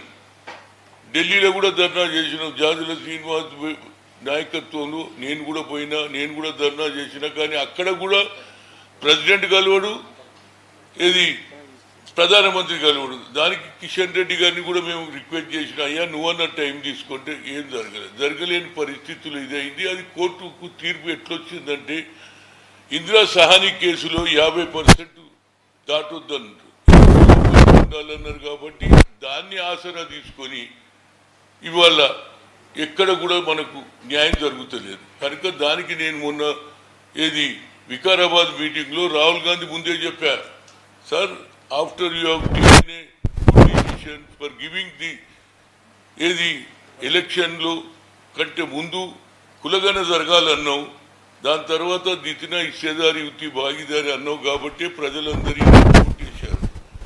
కనుక నువ్వు అట్లీస్ట్ ఎందుకంటే పార్లమెంటులో ప్రైవేట్ బిల్లు పెట్టాలని కోరిన, పార్లమెంటులో నువ్వు పెడితే at least who is right who is wrong, ఓడిపోతే ఓడిపోతాం కానీ పెడితే ఎవరు మనకు మద్దతు ఇస్తున్నారు. ఇప్పుడు అందరు ముసలి కన్నీరు గారుతూ అన్యాయం అన్యాయం అంటున్నారు అన్ని పార్టీలు. కానీ బేసేడు ఉన్నది పార్లమెంటులోనే ఇది నిర్ణయం జరగాలి. మనకు ఎవరు మద్దతు? గతంలో నేను ఐఐఎంలో మా దత్తన్నకు తెలుసు ఎంత కొట్లాడినో. ఆనాడు సుప్రీంకోర్టు కొట్టేసింది, there is no question of reservation for IIM అన్నారు. కానీ నేను సోనియా గాంధీ దగ్గరికి వెళ్ళా, madam we are coming for the local language, Telugu Malayalam Orissa అన్నితో కన్నడ అన్ని భాషలు. Talent is not anybody's property, god has given to everybody, we should give opportunity. ఏం చేయాలన్నది. Why don't you put a word to the doctor Manmohan Singh is the prime minister, bill పెట్టమని అన్నా. Bill pass అయిందా లేదా? నేను అనేది ఏంటంటే ఇంత చేసినాం కానీ ఇంకొక అడుగు ముందుకేయాలి. ఇవాళ నేను నిజంగా రాహుల్ గాంధీ గారిని నా ఉదయపూర్వక ధన్యవాదాలు చెప్తున్నా. బిఎస్పీ పార్టీ అయినటువంటి కాంశీరామ్ను భారతరత్న ఇవ్వాలంటే ఆయనలో ఒక ఆలోచన వచ్చింది. ఆనాడు నిజంగా ఉత్తరప్రదేశ్లో ఎవరు అనుకోలే మాయావతి ముఖ్యమంత్రి అవుతుందని. ఆయన ఆలోచన ఏంటంటే బడుగు బలైన వర్గాల గురించి ఆయన ఆలోచన ఉన్నది, కానీ అది మనకు సరి అయిన ప్లేస్లో పోతలేమే. నేనేమంటున్నా సత్యనారాయణ గారిని దత్తన్నని అడుగుతున్నా, దయచేసి రాహుల్ గాంధీనే కలుద్దాం. అయ్యా నువ్వు చెప్తున్నావు ఇవాళ భారత రత్న ఇవ్వాలంటే నీకు కమిట్మెంట్ ఉన్నది. అదేవిధంగా భారత్ జోడో యాత్రలో నువ్వు ఏదైతే పాదయాత్ర చేసి 4500 కిలోమీటర్ నడిచి నీకు ఒక ఆలోచన వచ్చింది. మరి Narendra Modi himself is a OBC. నేను 3 సార్లు కలిసిన దత్తన్నకు తెలుసు. ఓసారి 40 మంది, ఓసారి 60 మంది, ఓసారి 82 మంది కలిసినాం. ఆయన చేయడు. అంటే ఆయనలో ఆలోచన, ఆయన బీసీ ఉన్నా అంటే కొందరు అగ్రకులాలను మనం తిట్టవచ్చు, కానీ అగ్రకులాలలో మంచోళ్ళు కూడా ఉన్నారు. డాక్టర్ మర్రి చెన్నారెడ్డిని I have seen my own eyes. Reddy hostel వాళ్ళు, హ్యాబిట్స్ వాళ్ళు అందరూ సార్ ఇక మనమే వచ్చేసినాము, ఇక మనదే రాజ్యం అంటే ఏం మాట్లాడుతుండ్రో మీరు? మన సంఖ్య ఎంత, మనం ఎంత? బడుగు బలైన వర్గాలను తీసుకోవాలని ఆనాడు రామ్దేవ్ గారిని రాష్ట్ర మంత్రి చేశాడు, బాలయ్య గారిని, అదేవిధంగా రామ్దాస్ గారిని. అంటే అగ్రకులాలలో కూడా మంచోళ్ళు ఉన్నారు. ఇవాళ ఆలోచనలో మార్పు వస్తుంది వాళ్ళకు కూడా. ఇందిరాగాంధీ కూడా ఏది ఆ రోజులలో అగ్రకులాలు ఉన్నాం, బడుగు బలైన వర్గానికి భూ సంస్కరణ అమలు చేసింది, దున్నేవాడికే భూమి ఇచ్చింది. కనుక నా ఉద్దేశంలో ఒకసారి నేనేమంటున్నా, ఫైనల్ రాహుల్ గాంధీనే కలవాలి. అయ్యా నువ్వు అన్ని చేస్తున్నావు, రాహుల్ గాంధీని కలవాలి, రాహుల్ గాంధీతో తెలుసుకోవాలి. చాలా మంది మనం పార్టీ పెడతామంటున్నాం, అయ్యే పని కాదు. నాకు ఒకసారి ఛాన్స్ వచ్చింది, ఇక నేను కుల్లో చెప్తున్నా. Rajiv Gandhi himself has made him as a PCC president. After that you want to make a chief minister. He has sent a team, but I am really appreciate Dr. Maji Mukhyamantri Brahmanand Reddy. No, I won't come in the way of Rajiv Gandhi annam. కానీ ఎవరు చేసింది తెలుసా? పేర్లు చచ్చిపోయిన పేర్లు చెప్ప, మన వాళ్ళే కొట్టిరు దెబ్బ. నన్ను ఎవడు కొట్టదే, వాళ్ళందరూ ఓకే అయిపోయిన. నో, మేము హనుమంతరావును ఒప్పుకోమన్నారు. నేను అడిగిన తర్వాత ఒక పెద్ద మనిషిని, ఏం హనుమంతరావు నేనేం తప్పు చేయలే, వెంకటరావు గారిని అడిగిన, ఏమయ్యా నువ్వు ఇంట్లో కూర్చున్నావు, నేను తీసుకొచ్చినా లేదా? ఇంట్లో కూర్చుంటే నేను తీసుకొచ్చి ఏది పిసిసి ప్రెసిడెంట్ చేసినా లేదా? హనుమంతరావు నేనేం తప్పు చేయలేదా, మీ వాళ్ళే వ్యతిరేకం చేసి చెప్పుకుంటే సిగ్గుపోతుంది. మన వాళ్ళే, మనలో ఐకమత్యం లేదు కాబట్టి నేను ఆనాడే 1990లో my age was only 41. At that time I will be the chief minister. అదే కర్ణాటకలో నలుగురు అయినరు. మన వాళ్ళే యూనిటీ లేకుంటే మనం ఏం చేయాలి? ఎవరు కూడా పార్టీ అంటే ఊరికి కాదురా బాబు, కూడా మన జోబులకి వెళ్ళి పైసలు తీస్తాడా? ఉన్నోడు కూడా ఒకటి ఆనాడికి నాకు ఒక నలుగురు సపోర్ట్ చేసి ఉంటే నేను ముఖ్యమంత్రి అయిపోదు. నేను అనేది ఏంటంటే ఇవాళ మనం సాధించుకోవడానికి ఒకటే మార్గం, రాహుల్ గాంధీ గారిని కలవాలయ్యా. నువ్వు అంటున్నావు ఇవాళ నీళ్ళకో మంచి మొదటి ఆలోచన కన్యాకుమారి నుంచి కశ్మీర్ ఏది గిత్త సేదారి ఉత్తి భాగీదారి అన్న తర్వాతనే ఈయన ప్రభుత్వం వచ్చింది, 42% ఇచ్చింది. కానీ ఇక్కడ జరగకుండా ప్రజలు ఓట్లు వేసిందా లేదా? సర్పంచులు అయినరు, వైస్ చైర్మన్లు అయినరు, చైర్మన్లు అయినరు. ఇవాళ మహిళలకు కూడా 50% ఇవ్వడం జరిగింది. ఇవాళ మహిళా మీటింగ్ జరుగుతుంటే ఎంత లేడీస్ రా బాబు, ప్రతి ఒక్కరికి కూడా ధైర్యం వచ్చింది. నేను అనేది ఏంటంటే మనం అడిగే దగ్గర అడుగుదాం.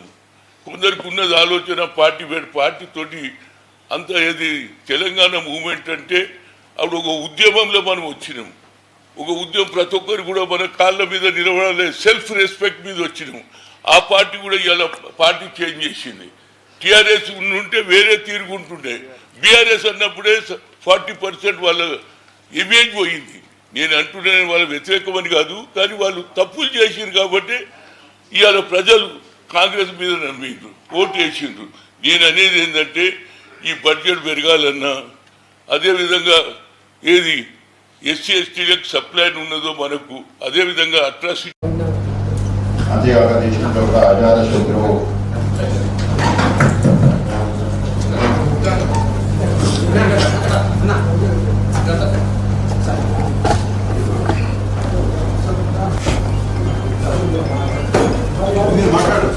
మీరే మాట్లాడాలి.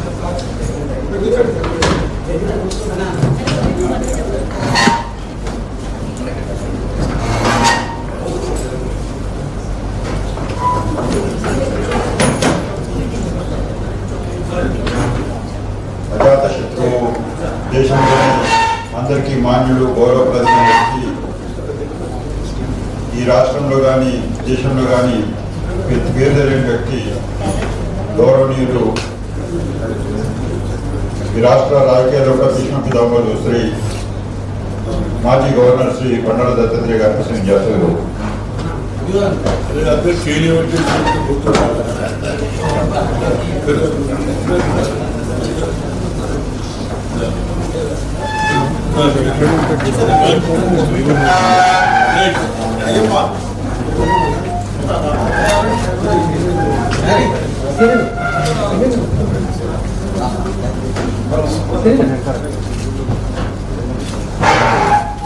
జై బీసీ జై బీసీల ఐక్యత వర్ధిల్లాలి బీసీల ఐక్యత వేసుకొని ఈ రంగు వేసుకొని ఈ ముసుగు వేసుకొని ఆ ముసుగు వేసుకునే వాళ్ళని కూడా మనం గుర్తుపట్టకపోతే మన దానిలో ఒకడు దొంగ జరిగానుకో మొత్తం ఇంట్లోనే ఇస్తాం ఇన్ఫార్మర్ దొరికింది ఆ టైప్ ఉంటారు వ్యవహారం కనుక మనం ఎంతో కష్టపడి తెచ్చుకున్నాం తెలంగాణ ముఖ్యంగా ఆశమాషిగా తెలంగాణ రాలేదు గాలికి తెలంగాణ రాలేదు ఎంతో కష్టపడి వచ్చింది తెలంగాణ చిన్న అటెండర్ జాబ్ అటెండర్ ఉద్యోగం చేయాలని కొట్లాడతారు కానీ ఐఏఎస్ తప్ప మిగతా అందరూ ఉద్యోగులు ప్రజలు ప్రజా సంఘాలు కుల సంఘాలు అన్ని కొట్లాడి మా కులం బాగుపడుతుంది మా వర్గాలు బాగుపడతాయి వ్యవసాయం బాగుపడుతుంది అది ఇవాళ ఏమైపోయిందంటే వ్యవసాయం మొత్తం కిందికి వెళ్ళిపోయింది వ్యవసాయంలో పనిచేసే కూలీలు 1000 రూపాయలు వస్తున్నాయి కనీసం భూమిలో కూడా నాటేయడానికి 1000 రూపాయలు వస్తున్నాయి ఇవాళ 50 రూపాయలు చుట్టాలు వచ్చింది మళ్ళీ 50 రూపాయలు వచ్చింది ఆదేశంలో లేడు మొత్తం కథం అయిపోయింది కరెంటు పోయింది వ్యవసాయం పోయింది కురుతులు పోయినాయి చెట్టు మీద నుంచి వాడిపోతే ఇప్పటికి ఎవరైనా మీరు ఆలోచన చేసిందా ఒక కులం చచ్చిపోతారు ఎవరు చచ్చిపోతారు ఎవరు చచ్చిపోతారు వాడికి సంతానం చేసిన ఈ 2 ఏళ్లలో 350 మంది చనిపోయారు చెట్టు మీద నుంచి వాడి ఈతకాలం వాళ్ళు ₹1 లేదు ఎవడో చచ్చిపోతాడని తెలిసి చెట్టు ఎక్కుతారా ఖర్చు కూడా ఎక్కుతారు చెట్టు బాగా వచ్చిన ఏం పేరు కూడా ఎక్కుతాడు రే బాబు మేనర్స్ ఎవరు చెట్టు ఎక్కుతారా పైకి చెప్పండి బాగా పైసలు ఉన్నాడు మామూలుగా డబ్బులు కూడా ఎక్కువ చచ్చిపోతాం తినవ చచ్చిపోతాం ఎందుకంటే 70 ఏళ్ళు ఉన్నాడు చెట్టు ఎక్కుతాడు చచ్చిపోతాడు 300 మంది చచ్చిపోతాడు కనీసం చచ్చిపోయిన పైసలని ఏంద్రా అంటే అవి కూడా ఇస్తే ఇంత దౌర్భాగ్యమా చేప పిల్లలు కథమైపోయినాయి గొర్రెలో పైసలు కథమైపోయినాయి మీ ఎంబీసీ జాతులు అడిగేటోడే అంతరించుకోతుంది గుర్తులు అంతరించుకోబోతున్నాయి చేపలు అంతరించుకోబోతున్నాయి మళ్ళీ బీదరేకి వచ్చి తిండిలేక చచ్చిపోయే పరిస్థితి వచ్చింది రామకృష్ణ మేము ముట్టడిచ్చినాము ఐఎస్ మిషన్ ముట్టడిస్తే 2 రోజులు ఇస్తాను సమ్మె కూడా వేసిండు వాళ్ళని భయపడించి కథ విషయం ఇలా 12 లక్షల 2,000 మంది విద్యార్థుల తల్లిదండ్రులు ఏడుస్తా ఉన్నారు బడ్జెట్ లేదు కనుక 40% న్యాయమైన 3 డిమాండ్లు మనం కొట్లాడడం దయచేసి మళ్ళా గవర్నమెంట్ విషయంగానే పోయి పాలాభిషేకాలు కులాభిషేకాలు వేసి ఆ విధంగా చేయబట్టి బ్రహ్మాండంగా వా అంటే కదా మన వీక్ పాయింట్ తెలుసుకున్నాం వీళ్ళకి ఏం చేయకుండా మన సెలక్షన్ కన్నా ముందు వీళ్ళందరినీ ఒక 50 మందిని మంచిగా మేనేజ్ చేసి పిలిపించి గవర్నమెంట్ ఆర్గనైజ్ చేస్తాం రాస్తాం బాండ్ పేపర్ రాసినా కదా ఇప్పుడు ఇంకా బంగారం పేపర్ రాసిస్తామని ఒప్పుకుంటారు విడగొట్టచ్చు కులాల వారికి కులాల వారికి కూడా విడిపోతున్నారు పుట్టబల్ల గారికి చెప్తాడు నేను ముందు కాపు మీటింగ్ పోతే పిలుస్తాను కదా ఫోన్ బంద్ చేసిన కుల సంఘాల మీటింగ్ పోదని బంద్ చేసుకున్నా ఆ ఓవే వరకు ఏమైతే మళ్ళీ మన కులం వరకే ఓటు వేయాలంటాడు అన్ని పార్టీలు వస్తుంది అలా కన్ఫ్యూజ్ అయిపోతుంది అట్లా కాదని చెప్పి అట్లా అందరు కూడా అటెండ్ అవ్వడం చేయడం కన్నా మన నుంచి ఏదైనా మార్పు చేసిన ఈ సమాజాన్ని ఆలోచించాలి ఇవాళ మనకు రిజర్వేషన్ వస్తుందంటే ఏ అగ్రకులం వద్దని చెప్పరు ప్రజలు కూడా చెప్పడు ఏ రానుకుంటాడు కొన్ని సందర్భాల్లో ఓసీలో కూడా బీసీలో గెలిచిన సందర్భాలు ఉన్నాయి ఉత్తరాలు నాయకులకు ఉంది అట్లా నాయకులు ఏంటంటే వాళ్ళని ఆకట్టుకొని నాయకులు చేస్తారు ఇలా జాతీయ పార్టీ బీజేపీ వదిలేరు సార్ ఎవరైనా కార్పొరేటర్ టికెట్ ఇస్తే బీఫామ్ ఇస్తే వాడు మారాడు మళ్ళా నాకే ఓటే ఓటే చెప్పాడు కన్సోర్ కానీ కార్పొరేటర్ కానీ ఓడే చెప్పి సార్ ఏమక్కర్లేదు కరెక్టేనా మా దగ్గర ఎమ్మెల్యే బీజేపీ ఎమ్మెల్యే టికెట్ ఇచ్చిండు ఎమ్మెల్యే టికెట్ ఇస్తే 4 రోజుల ముందర నాకొద్దు మళ్ళా సినిమా కూడా బీజీ గెలుస్తాడు నాకే కండి మనమందరం కలిసి కాంగ్రెస్ కి అని చెప్పి బహిరంగంగా బీజేపీ వాళ్ళందరూ కొట్టాలి కొంతమంది కార్యకర్తలు అదే సార్ మీరు పార్టీకి ఏమని చెప్పాలి కానీ అవుతుంది సినిమాలు కూడా ఇంత డెవలప్ చేసి మనందరూ అద్భుతంగా ఆయన తప్పు చేసి సార్ వేస్తే సినిమాలు కూడా ఏమని చెప్పు సార్ వాళ్ళు చెప్తే ఏ నాకు తెలియదు తల వేసిపోయింది కానీ ఒకరైనా ఆ పార్టీ క్రమశిక్షణ చర్యలు చేపట్టిందా మాట్లాడిందా అడిగిందా అందరూ తెలుసు అదే ఎట్లా నువ్వు జాతీయ పార్టీ బీజేపీ పార్టీ నీకు టికెట్ ఇస్తే నువ్వు కాంగ్రెస్ ఏమని ఎట్లెత్తావు ఆయన ఏమనుకుంటున్నావు అని చెప్పి ఎలక్షన్ లోపల యాక్షన్ తీసుకోలేదు ఏం తీసుకోలేదు అంటే ఏంటి ఈ పార్టీల పరిస్థితి ఏంటి పార్టీల ఎజెండా ఏంటి అంటే ఆ ప్రాతిపదిక నడుస్తున్నప్పుడు ఆ పార్టీలలో మరి కనీసం మన వాళ్ళని గట్టిగా మాట్లాడాలి ఏ పద్ధతిలో ఆయన చెప్పేసి. కాబట్టి ఈ వ్యవస్థనే సర్వనాశనం అయింది. మళ్ళీ బాగు చేయాలంటే విద్యార్థులు పైకి రావాలి. రెండవది మా మేధావి వాళ్ళు రాయాలి, బుక్కులు రాయాలి, విప్లవం పైకి రాయాలి. చిన్నపిల్లల్ని సముద్రం కూడా అడిగిపోలేడు, చిన్నపిల్లలు కాలుతుంది తప్పుడు కూడా అడిగిపోలేడు, మహిళల పట్ల అత్యాచారాలు ఇష్టం అడిగిపోలేదు. దానిలో కూడా మళ్ళీ గుర్తు చూస్తా పేరు ఎవరు ఏ కథ ఏం కథ అంటే ఏంది ఇక్కడ వ్యవస్థ ఈ ప్రపంచంలో ఎక్కడ ఉన్నదా ఆలోచన చేయాలి. ఖచ్చితంగా ఒక రూపకల్పన చేయండి, ఆలోచన చేయండి దయచేసి. సత్యనారాయణ గారు పాపని తప్పిస్తా ఉంటాడు, తెల్లాడుతూ ఉంటాడు. నేను రోజులు మీకు అయిపోయి మనం కూడా పెట్టుకుంటాడు, నేను రోజులు ఇంకేం చేద్దాం భూషభూషణ వీళ్ళందరూ ఎంతమంది ఉన్నారు జీవితాలు సర్వనాశనం చేసుకొని తెల్లాడుతున్నారు. కానీ ఏమైనా ప్రోగ్రెస్ అవుతుందంటే బాధాకరం ఏంటంటే తక్కువ పోతుంది, పోతుంది తనకు ఎమ్మెల్యేల సంఖ్య తక్కువైపోతుంది, ఎంపీల సంఖ్య తక్కువైపోతుంది, రాజ్యసభలో తక్కువైపోతుంది, బడ్జెట్ తక్కువైపోతుంది, స్కూళ్ళు బంద్ అవుతున్నాయి, మొత్తం గతమైపోతుంది, వ్యవస్థనే చిన్న భిన్నమవుతుంది. మళ్ళీ ఒకటి ఉద్యమం తెలంగాణ తరహాలో సాయుధ పోరాటాలను మరి ఇంకేదో ఇటువంటి అసమానతలు వచ్చినప్పుడు సమతుల్యం చేయాలన్నప్పుడు ఖచ్చితంగా ఏదో ఒక విప్లవం వస్తుంది. గడ్డకు లక్ష్యమే మళ్ళీ విప్లవం వస్తుంది.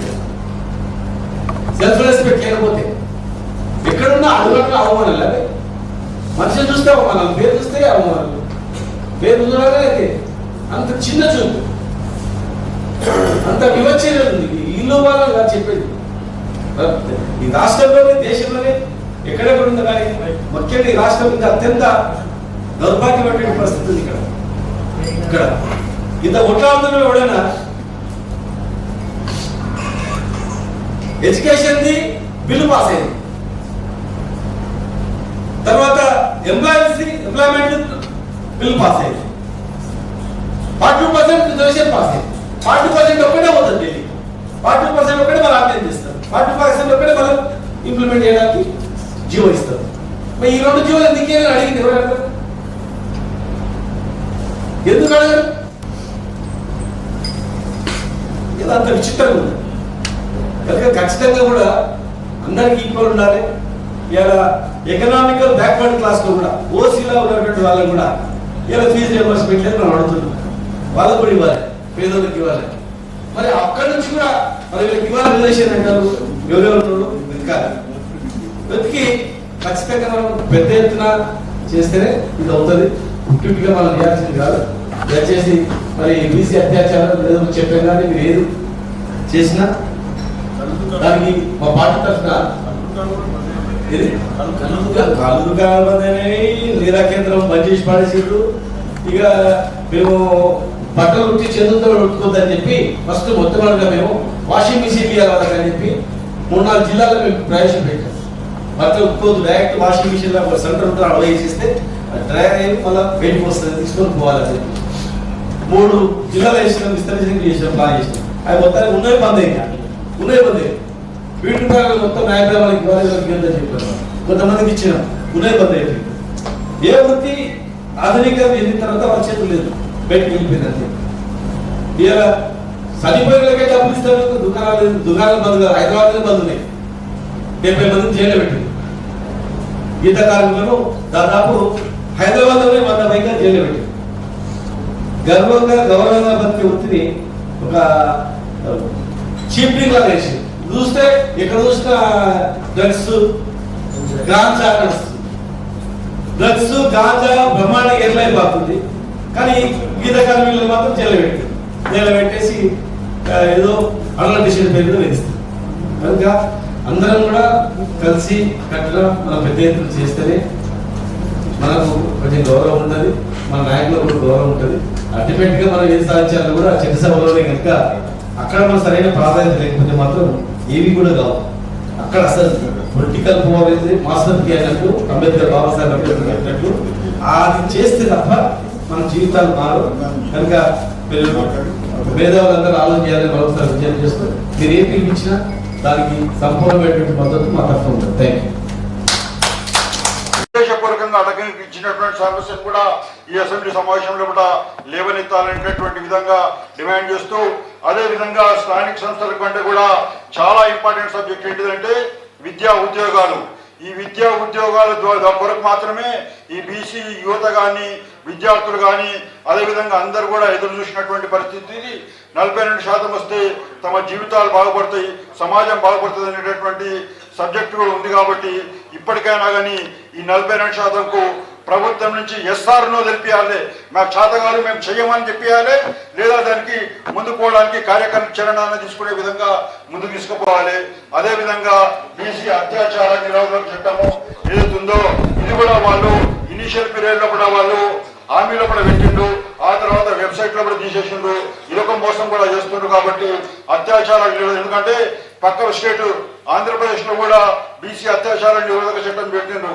అదేవిధంగా యూనియన్ గవర్నమెంట్ రోహిత్ వేముల చట్టం అనేటటువంటిది యూజీసీలో కూడా ఏర్పాటు చేసింది. అయితే ఏంటిదంటే అది సుప్రీంకోర్టులో కూడా పెండింగ్లో ఉంది. కాకపోతే ప్రభుత్వము ప్రయత్నం చేస్తే అయ్యేటటువంటి అంశం కాబట్టి ఇంతవరకు కూడా దీని మీద ముందు పోయినటువంటి పరిస్థితుల్లో కూడా ఈ అసెంబ్లీలో కూడా దీనికి కార్యాచరణ తీసుకోవాలని చెప్పేసి ఈ డిమాండ్ తోటి సమావేశం ఏర్పాటు చేసినాము. అందుకే అన్ని పార్టీల శాసనసభ్యులను కూడా ఏర్పాటు చేసినాము. దీనికి తదనంతరంగా నెక్స్ట్ వీక్ పాండు యాదవ్ గారి నేతృత్వంలో వచ్చే వారము బీసీ సాధికార సభ భవన్లో కూడా ఒక పెద్ద సమావేశం ఏర్పాటు చేస్తున్నాము. దాంట్లో రాబోయే రోజుల్లో కూడా కాంగ్రెస్ పార్టీ ఇదే రకంగా నెగ్లెక్ట్ చేస్తే దీని మీద ఒక బహిరంగ సభ రూపంలో కూడా దీని మీద పెద్ద ఎత్తున కార్యాచరణ ఉంటుందని చెప్పేసి ఈ సమావేశం ద్వారా హెచ్చరించేటటువంటి ఒక ప్రతిపాదన కూడా మేము ముందు పెడుతున్నాం. కాబట్టి దీంట్లో కూడా కంటిన్యూ చేయడానికి కొరకు శ్రీ శ్రీనివాస్ గౌడ్ గారిని మాజీ మంత్రి గారిని ప్రసంగించాల్సిన కోరుతున్నాం.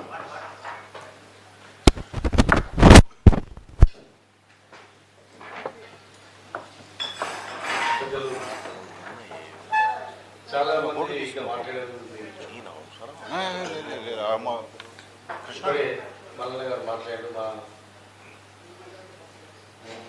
పెద్దలందరూ మాట్లాడారు. చాలా విషయాలు ఎంతో మాట్లాడదలుచుకోలేదు, సమయం కూడా చాలా మంది మాట్లాడారు. ఒకటే ఈ పరిస్థితి కారణం ఏంది, ఒకటి మన అనైక్యత అంటే చాలా క్లియర్ అవుతుంది. బడ్జెట్లో కావచ్చు, ఎడ్యుకేషన్లో కావచ్చు, ₹1 ఖర్చు లేదు. బడ్జెట్ అంటే ఒకవేళ డబ్బులు సరిపోతలేవు మిగతా అవసరాలకు మూసే రివర్ఫ్రంట్కో లేకపోతే ఫ్యూచర్ సిటీకో ఇవే దానికో సరిపోతలేవు అని చెప్పి ఏదో సాఫ్ట్ ₹1 ఖర్చు కానిటువంటిది ఎడ్యుకేషన్లో రిజర్వేషన్ కానీ ఎంప్లాయ్మెంట్లో రిజర్వేషన్ కానీ ఎందుకు చేస్తారు? అర్థం చేసుకోవాలి. అంటే వీళ్ళకు ఐక్యత లేదు, వీళ్ళకి ఇవ్వద్దు, వీళ్ళకి ఎక్కువ చదువుకున్నా ఎక్కువ ఉద్యోగాలు వచ్చినా ఎక్కువ ఎడ్యుకేషన్ అయినా కూడా కష్టమే. కనుక వీళ్ళకి ఇవ్వకపోతే కూడా ఏం కాదు. పుట్టే రౌండ్ టేబుల్ సమావేశాలు పెట్టుకుంటారు, మాట్లాడతారు. సత్యనారాయణ గారు ఇప్పుడు పెట్టిండు, రేపు గారు పెట్టారు, నెక్స్ట్ సేమ్ సబ్జెక్ట్ ఆకృష్ణ గారు పెట్టారు, ఇంకా సంఘాలు పెట్టారు. వాళ్ళ హనుమంతలు వస్తాడు, మా వదలు వస్తాడు, మా మదలు వస్తాడు, మా సిచ్చారు వస్తాడు, మా దత్తాలు వస్తాడు, మా పెద్దలు మా సరస్సు పెట్టుకొని ఎన్నో ఏళ్ళ నుంచి కలగడం వీళ్ళు మాట్లాడతాం పోతాం. ఎవరు ఏం చేయలేరు. ఓకే, ఏం చేస్తామనే అందరం కలిసి ఐక్యంగా ఆలోచన చేయాల్సి ఏం చేస్తే ఇవన్నీ సాధ్యం. సమాజంలో ఈక్వాలిటీ కావాలన్నప్పుడు అందరం సమానంగా బతకాలన్నప్పుడు తెలంగాణలో మన ఉద్యమాలు రాకుండా అన్నప్పుడు అన్నిట్లలో ఈక్వల్గా ఉండాలి. సమతుల్యం లేనప్పుడు అసలు బడ్జెట్ సమావేశాలు జరుగుతున్నాయి. 25,000 కోట్లు ఎవరి ఇయర్ అన్నారు. ఇప్పుడు థర్డ్ బడ్జెట్, దాని తర్వాత మిలియన్ ఇంకా 2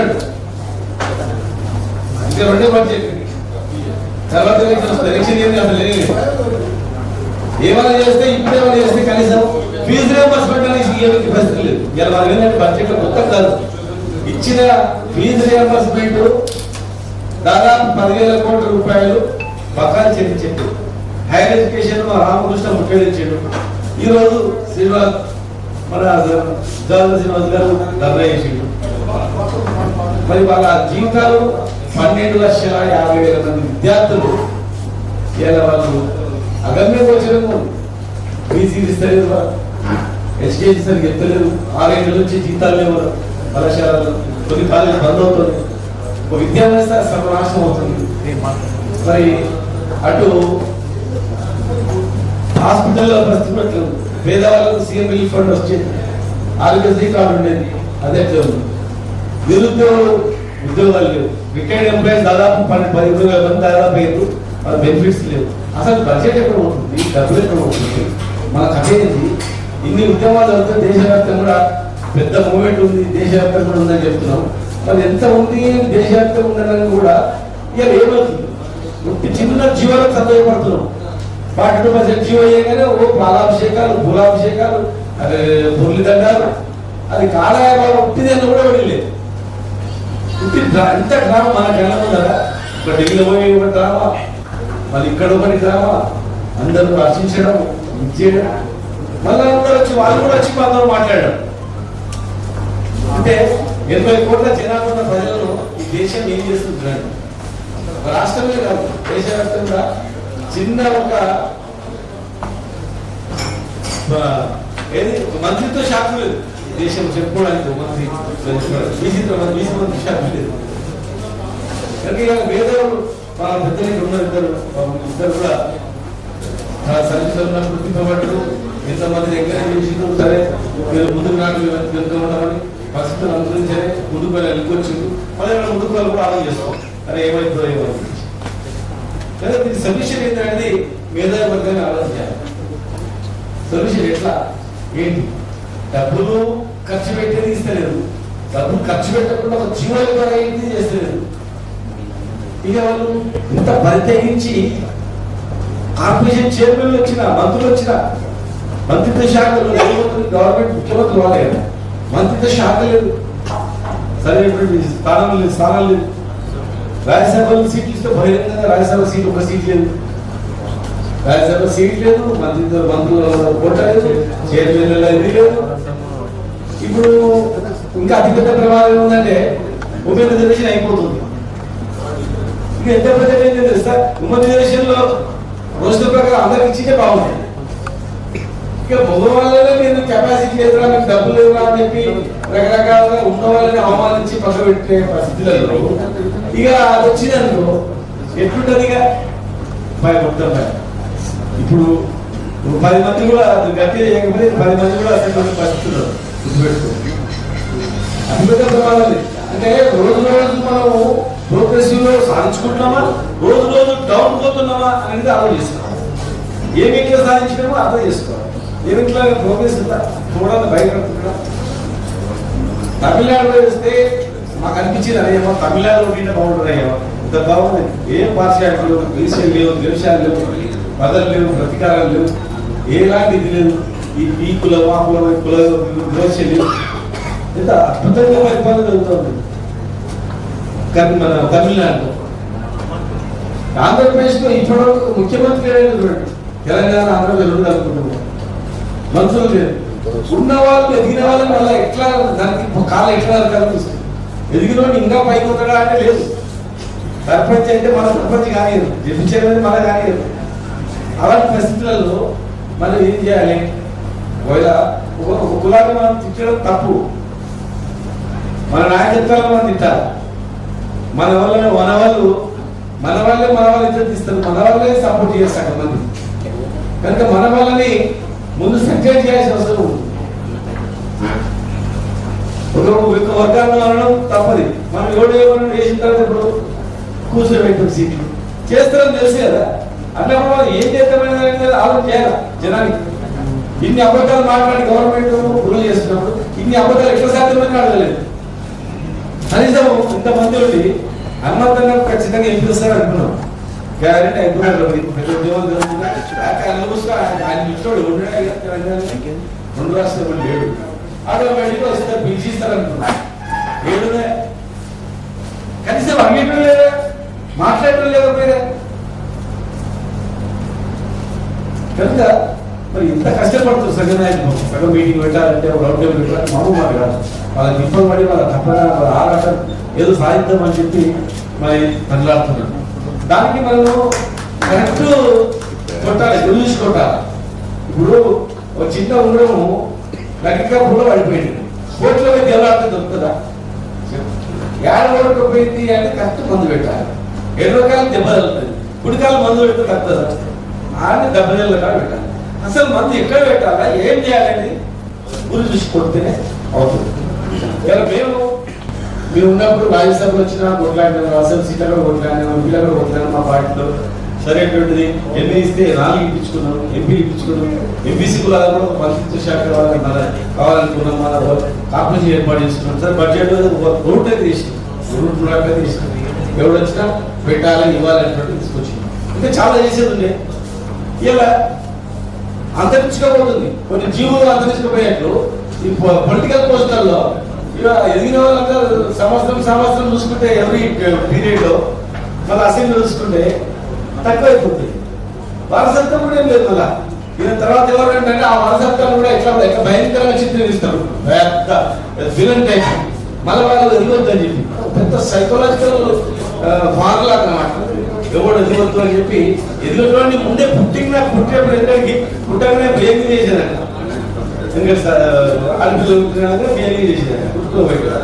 ఏమైందంటే వాడు ఎదుగుతున్నానే ఎన్ని అసత్య ప్రచారాలు అంటే మామూలు ప్రచారాలు కదా. ఆ ప్రచారాలు చేసేటప్పుడు ఎవరు మనల్ని అసత్య ప్రచారాలు చేస్తారు, ఒక క్యారెక్టర్ని అసాసిన్ చేస్తారు. అది కనుక ఒకవైపు గవర్నమెంట్ తో కొట్లాడారు, ప్రభుత్వాలతో కొట్లాడారు, పార్టీలకు దిశానిర్దేశం చేయారు. ఇంకొక వైపు ఎవడైతే తప్పు చేస్తున్నారో ఈ కుమరోళ్ళ మీద అయింది, కొంతమంది మీద అయింది, వాళ్ళు కూడా పేపర్ పరేషాలు ఉన్నారు. కనుక నా ఉద్దేశంలో నేను కాంగ్రెస్, చాలా మంది అంటారు కాంగ్రెస్ విడిచిపెట్టి వేరే పార్టీకి రావచ్చు పెట్టాలి. నేను పోయేటోని కాదు పోయి ఉన్నమాట చెప్తాను. సత్యదానికి ఇదే పార్టీలో, కానీ పార్టీలో ఉండి కొట్టాస్తాను. అది నాకు వచ్చేది. ఇప్పటిదాకా నాకు ఇమేజ్ కూడా ఎందుకు పెరిగింది? హనుమంతరావు కాంగ్రెస్ అంటే హనుమంతరావు కాంగ్రెస్ అంటే హనుమంతరావు అనే పేరు వచ్చింది. కనుక మీ ఎంబడి ఉంటా సత్యనారాయణ గారు కానీ ఆర్ కృష్ణయ్య కానీ అందరం కూడా తప్పనిసరిగా యుద్ధం చేద్దాం. ఎవరి ఇంట్లో లేదు, ఇంట్లోకి డివేట్ కావద్దు అనేది ఉద్దేశం. ఎందుకంటే వాళ్ళు పెడతారు, 10 శాఖలైన అడ్వాన్స్ కాగానే ముదిరాజుని ఎంకరేజ్ చేస్తారు. వాళ్ళ దాంట్లో టెక్నిక్ మనోళ్ళు కూడా జారిపోతారు. నాయన నేను ఎంతో మంది లీడర్లను చేసిన లెక్క చెప్తా. చాలా మంది ఎస్సీ లీడర్లు అని చెప్పుకుంటారు కానీ ఎవరిని తయారు చేయలేదు. నేను చేసిన ఎస్సీలను చేసిన, ఎస్సీలను చేసిన, బీసీలను చేసిన. అది నా కమిట్మెంట్. ఏదైనా ఇవాళ ఆయనలో ఎప్పుడైతే కాంచీరామ్కు భారత రత్న అన్నప్పుడే నాకు అర్థమైపోయింది ఆయనలో కమిట్మెంట్ ఉన్నది. ఆ కమిట్మెంట్ను ఎట్లా యూజ్ చేయాలి అనేదే మనం ఆలోచన చేయమని కోరుతున్నాను. ఇంకెక్కువ చెప్పేది ఏం లేదు. నాకు పదవులు వచ్చినా లేకపోయినా 2016 నుంచి నో పదవి. బట్ ఎక్కడికి పోయినా నాకు జనం వస్తారు. ఎందుకంటే అది అల్పతన పబ్లిక్ మనిషి అని. కనుక నా ఉద్దేశంలో ప్రజలకు ఎక్కడ అన్యాయం జరిగినా తప్పనిసరిగా మసూనాచారి గారు కూడా మొన్న మాట్లాడారు, పదవి వస్తే రాకపోతే పోయి. నేను ఏ పదవి లేకుంటే అప్పుడు టాలెంట్ ఉండే, టాలెంట్ను గుర్తుపట్టేది. నేనేమున్నా ఆర్డినరీ ఫ్యామిలీ నుంచి వచ్చిన, మా ఫ్యామిలీలో ఎవడు రాజకీయంలో లేడు. కానీ సెల్ఫ్ ఫైట్ తోటి ఎక్కడ అన్యాయం జరుగుతుంది అక్కడ వస్తే యూత్ కాంగ్రెస్ ప్రెసిడెంట్ అయినా, పిసిసి ప్రెసిడెంట్, ముఖ్యమంత్రి దగ్గర దానిక పోయినోడు ఎవరు లేడు. నాకు ఒక్కసారి ఛాన్స్ వస్తే మా వాళ్ళే దెబ్బ కొట్టింది. ఇంకా సచిన్ వాళ్ళ పేర్లు ఎందుకు చెప్పాలి?